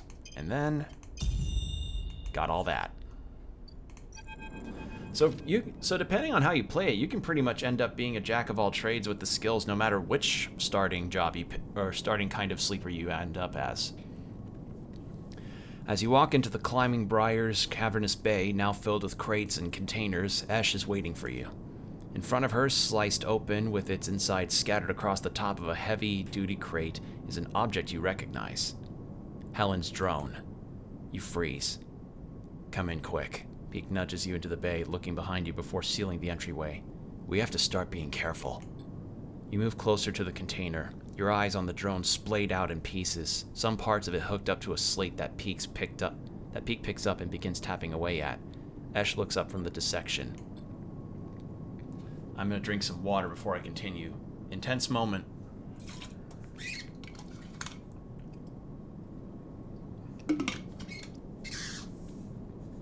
We caught it buzzing around nearby, heading for the ship. She leans over and taps the HA sigil on one of the removed pieces of plating. It's a Haven Age spy. We think we got it before it sent data back, but we can't be sure. Peak looks at you nervously. Esh cuts in. Have you noticed anyone watching you? Any drones like this? Anyone following you up to the Briar? I've seen this drone. Following you? I met its owner. Esh pauses for a while, Peak looking between the two of you. Explain, Sleeper. Tell them about Helen. You explain that you met with Helen at the Cordon, and that you tell Esh and Peak about what she told you. at the Haven Age Council are debating lifting the quarantine, but they are blocked by hardliners. You speak faster and faster, but before you can finish, Esh walks away in anger and then comes back again, her eyes burning. What is this, Sleeper? Have you understood nothing from what we've told you? She paces in front of you. Haven Age are not your friends. They are administrators, which means they are interested only in their own power, their own survival, their own causes. They divide people as easily as sorting livestock.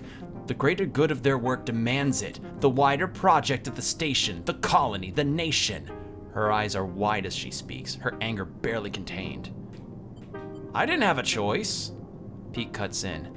Listen to them, please, Esh. They are with us. Pete glances between you two. What was the Sleeper supposed to do? They were ambushed by this Helen. I only listened. Let me tell you something, Sleeper, Esh says, her rage hardening into pain. When people become administrators, they give up something. Some part of being human, being an equal among others, goes away. They start talking about the greater good, the systems, the way in which their hands are tied or their process is compromised. My mother was the administrator of Hawthorne, and I have seen what it did to her. That noble, higher calling, it's toxic. People should never have the chance to decide the fate of others, and those that do so at the cost of their humanity. Peak tries to cut in, but Esh holds up a hand. Don't start, Peak. Don't ask me to be reasonable or calm down. Thousands of people are desperate out there. Being reasonable will only prolong their suffering.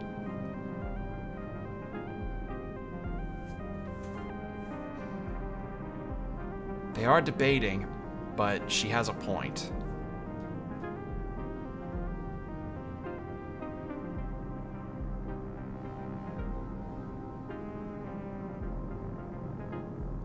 I mean, she is a counselor, and she sought me out herself.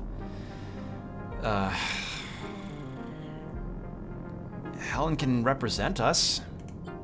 Esh turns away. I'm done with this. You are risking this entire supply run just by being here. She walks back into the bay and starts checking the straps on the crates. I go next cycle. We don't need you anymore. Get out. Sleeper, Peak looks torn. You have to understand, this is personal for Esh. I know. Peak looks away, and then at Esh. I don't know, Sleeper. I just don't know what to do. You glance around the bay of Briar, the walls seeming closer every second. This whole thing is closing in on you, and the question is, where do you want to be when it all collapses? You look at Peak. And what do you think, Sleeper? Peak rubs their forehead. Should we do this thing or not?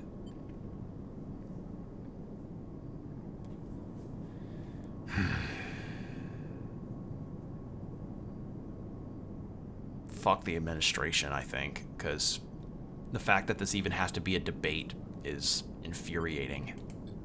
Peak nods. Okay then, they squeeze your shoulder. Onward. They slip away to help Ash, leaving you alone to replay the conversation in your head. A certain kind of grim determination settling in the room. Last chance to prepare.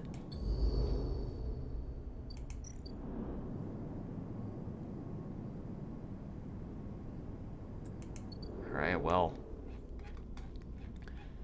I got all of that in. At least I think I did.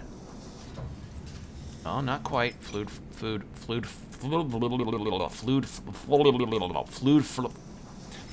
the flotilla. What the hell was that?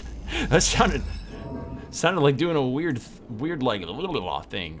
Jesus, that was weird. All right, I have one cycle left. Hope I get some good rolls.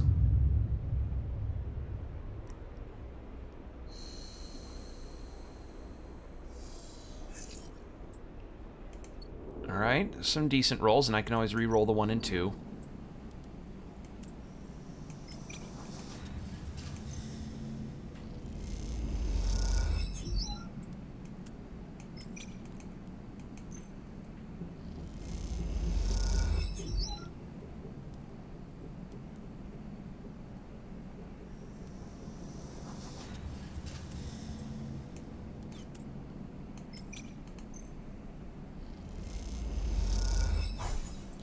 And then, with that, boom. I'll re-roll the 1, and it becomes a 2. You're leaning against the metal crates you just loaded up with algae, packed and dried into bright green pucks. Esh hops onto one beside you, flexing her aching back. I hope the refugees like it. I'll stay silent. You both choose to stay silent, Esh's face etched with deep thought. She seems to be calculating something, perhaps whether or not the algae will help the refugees, or something else entirely. In these past cycles working the algae stacks with Esh, you've had little insight into her mind. She rarely seems happy to start a conversation, but is always eager to end one. Despite this, you feel like something has grown between you. Something like silent trust. The kind that tends to seed itself in the fertile soil of hard but necessary work. Concerned? Esh laughs. You could say that. She turns to face you. I think I'd be stupid to not be concerned about all this. She's right, of course. Though it's hard to focus your concerns on one thing in particular. Can the refugees survive on the flotilla? What are Haven Age doing to help them? If the quarantine is lifted, is the Eye really in danger? Each worry is far too large to even begin to process, to judge, and they mesh with other, more personal worries until you feel the anxiety growing in your chest. You look at Esh, and are suddenly eager to speak, to talk about something, anything, rather than just sitting and feeling this growing weight. Why help the flotilla? Esh pauses, her protective instincts fighting with the trust you've built. You can see her begin to shrug the question off. Then she stops, rethinks, sighs. What you need to understand, Sleeper, is that Erlin's Eye wasn't the only place where the Solheim collapse happened.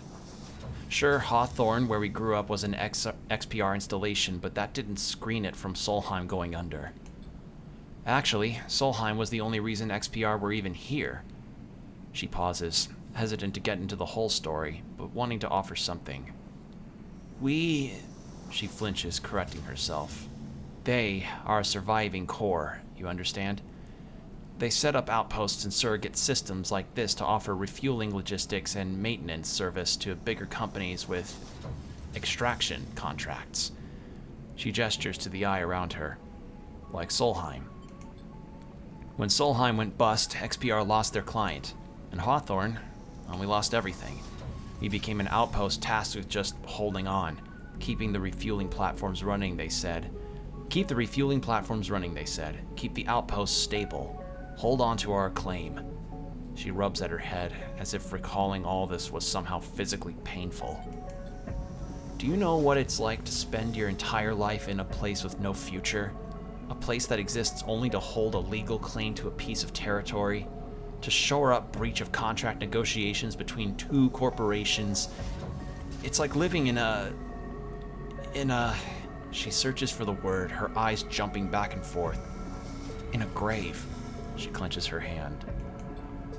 So if you're looking for the answer to why questions, that's your answer. We, Peak and I, know what it's like to be forgotten, to be locked out. She stares hard at the side of the stacks, the algae whirling against the glass in beautiful patterns, and she doesn't look away. Silence extends, and you realize the conversation is over. Esh seems angry, not at you, but with herself, for even voicing such ideas.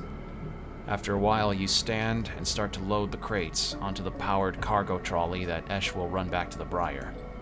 As you do, you try to catch her eye, but she avoids it, soothing herself instead with comforting simplicity of physical work. And with that, that's only one. Okay. Well, yeah, now I'm done. That's literally everything. All the major storylines and stuff are complete. I think. Oh shit, I can get more intel.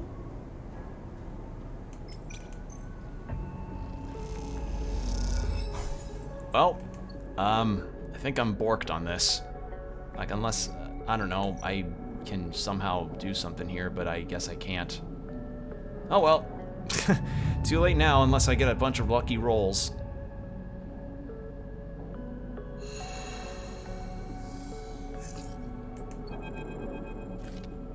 She's gone, Sleeper. Peak is breathless and shaking. She started to run without us. Started to run the... Shit. Let's go if we can head to the cordon now. Peak starts back up the corridor. They turn back. She has to make it, Sleeper. She has to. A shiver runs down your spine. Ash, I hope you know what you're doing. That's interesting that's the...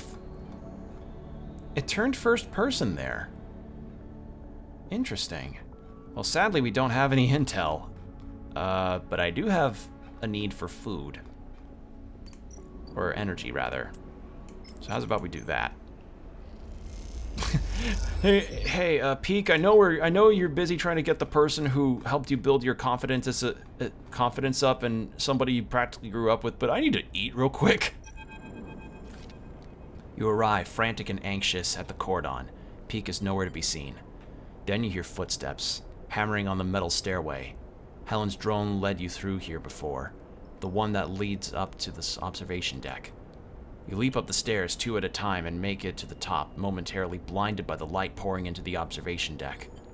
Sleeper, Peak emerges from the light. I know she's trying to protect me, but... What? Stay silent. There she is! Peak rushes to the wide window, leaning forward to catch a glimpse of the climbing Briar's blue XPR livery against the black of the void. You spot the climbing Briar, a glint of blue and white, tiny and alone, arcing down towards the red lights of the cordon. She's exposed, Peak says nervously. They will see her coming if they look. You watch the cordon and the buzzing tugs for any sign of movement, any response. The Briar crawls silently across your view. Come on, Ash, Peak hisses, then you see it. A sudden flicker of yellow. Peak sees it too. Those 2 tugs are heading to cut her off. They grip the rail. Go, Ash! As if responding to Peak's urging, the Briar speeds up, diving for the cordon edge now, like a hawk descending. You tense up. Peak grips the rail as the Briar races towards the edge of the cordon, that invisible net of sensors splayed between ships and drones. Can she pass through? The response is immediate. The moment the Briar hits the net of the sensors, the entire cordon reacts. Sequences of blinking lights cascade out from the ship's position, the angry red of the cordon multiplied many times over. Shit! Peak presses a hand against the window. As they do, the Briar accelerates, weaving dangerously through the flotilla. You move closer to the window without thinking, unable to take your eyes off the rapidly descending ship. Spinning between hulls of the flotilla, a group of tugs now tracing its path in pursuit. The Briar drifts through the flotilla, but it is agonizingly slow. Come on, Ash, Peak shouts in desperation, pressing a palm against the glass. You squint at the gathering yellow glints of the tugs. They're too fast. You both watch in dismay as the tugs swarm the Briar, their shunts locking onto the hull of the ship and holding it in place. The Briar's stuck. Its drives unable to escape the tug's grip, especially in the close quarters of the flotilla. Peak is silent, and you watch as the Briar is dragged away towards the facility at the edge of the rim, a hole opening up in the pit of your stomach. You look at Peak, but they don't respond. They don't take their eyes off the Briar. Even after it disappears, they stand there at the glass, their eyes fixed on the flotilla. She didn't even get the supplies through. Peak doesn't look at you. This is all for nothing. I'm sorry. This was stupid, Sleeper. Peak looks back at you, their eyes wet. A stupid plan. We had a ship and our freedom. Now what do we have? Peak slams a hand on the glass in frustration, making you jump. I won't be trapped again, I won't! They turn and rush out the observation deck before you can say anything, leaving you alone with the cold and the light.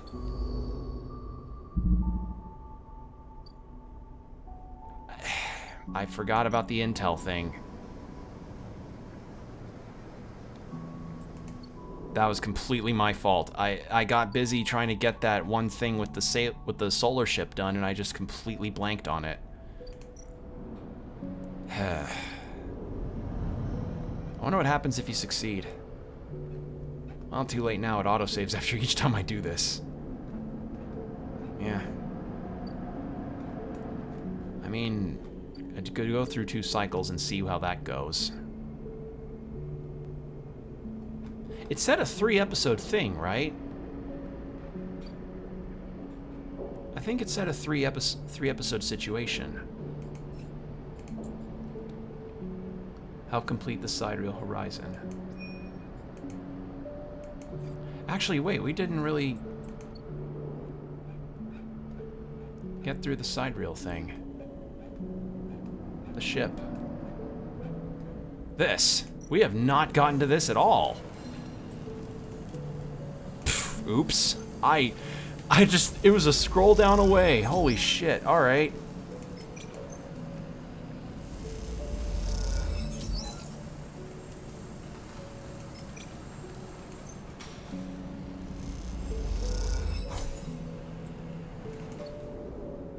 God, I completely forgot about that. That was for Lem and his daughter. Oh man, that was a goof if I've ever had one.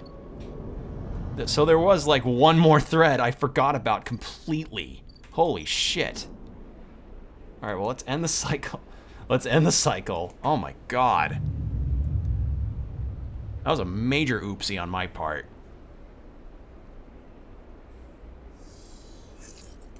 All right, well, let's get some food, and then we can keep going with the ship help. God damn it.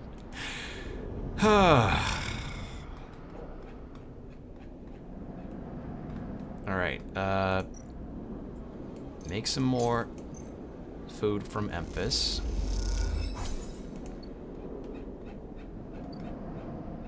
Then we continue help with the ship.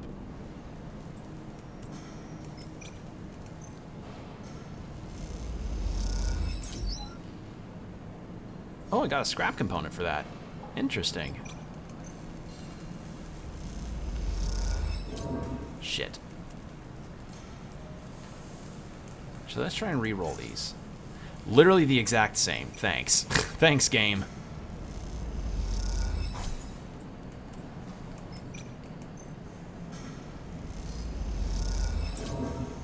Alright. Might need to use a stabilizer.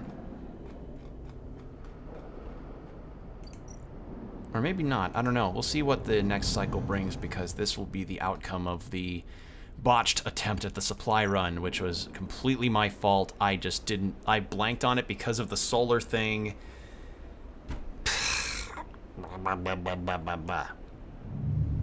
Should have been a bit better about that.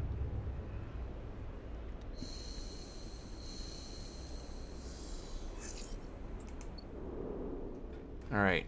What's new over here? I'm sorry, Sleeper. Helen comes towards you along the walkway, but your friend must have known that there was a chance this would happen. She seems unsure of how to greet you and looks nervously around. She's being held along with her ship. What now? I don't know, Sleeper. I don't know. Helen pinches the bridge of her nose. Cordon Security has your friend, and she and her ship will be held in the quarantine until it is lifted. As for the quarantine, she glances at her slate. We are working on it, but the council is unlikely to budge now. Not after this. She runs a hand through her hair. This is the last thing I needed. Helen meets your eye. She was carrying weapons. Do you know that? She stares at you. We found a crate of firearms on her ship. I didn't know. Helen's eyes are on you. Well, it doesn't matter now. They are safely in Haven Age's hands. Any more good news? Nothing good. Helen looks away. As you know, Cordon Security intercepted your friend before she could get supplies through. Since then, the refugees have cut off all communication. I'm worried, Sleeper, about what is happening in there. But after recent events, Cordon Security are keeping the place locked down tighter than ever. No one can get in. Meanwhile, the hardline counselors are preaching in the chambers as we speak. It's a deadlock. I don't know when it will loosen its grip. Helen walks a little away and turns back. I wish I had better news, Sleeper, but we knew this was coming. And the refugees suffer? Helen turns away. Enough, Sleeper. My hands are tied. We still don't know why the flotilla came here, why they abandoned settlements and outposts throughout the system to flee to this ruined station. What little we heard from them concerned computer and life support systems collapsing in waves. Machinery in flux. Helen sucks in a breath. This isn't over. You think of the people on the flotilla. Helen is right. People don't abandon their homes for nothing. What wave is rushed through the system, and when will it reach the eye? Helen interrupts your thoughts. I have to go. The debates will restart soon, and I should be there. She waits for a moment, and it is unclear if she is trying to think of something to say or waiting for you to speak. But the silence keeps you both quiet, and she walks off down the corridor, a nod the only farewell she offers. You hope that speaking to her might ease the knot of worry in your chest, but it remains there, reminding you of Esh, of the refugees, and of the wait ahead. What's done is done, no matter how many times you turn it over in your head. You get the feeling you will be needed soon, and for that you must save your strength. What was it Fang told you, Erland said? The eye opens for us all? Not this time. For now the eye remains closed to those that need it. A shudder runs through you. Something is coming. You can feel it. This isn't over. And I'm guessing that's implying more regarding the first part of the flotilla story is complete. Episode Refuge begins when the cycle clock below is filled. Good luck. Alright. Well, I think with that I may actually end for the night, because I've been going for about 3.5 hours. And this may end up being a bit of a break period for me for this game. Like, as I've said, I've loved this game. This has been really nice. But I think after that credit sequence, I feel like maybe that's a good time of any to sort of take a small break from it, come back to it later, do the extra content that I haven't done, and see where the story leads. But yeah. So expect some more of this down the line, but I want to try and change over to something else for now. So this will kind of be not really a finale, more of a to be continued situation. Insert the fucking JoJo meme here. But yeah, this was really nice. This game has been a really interesting and just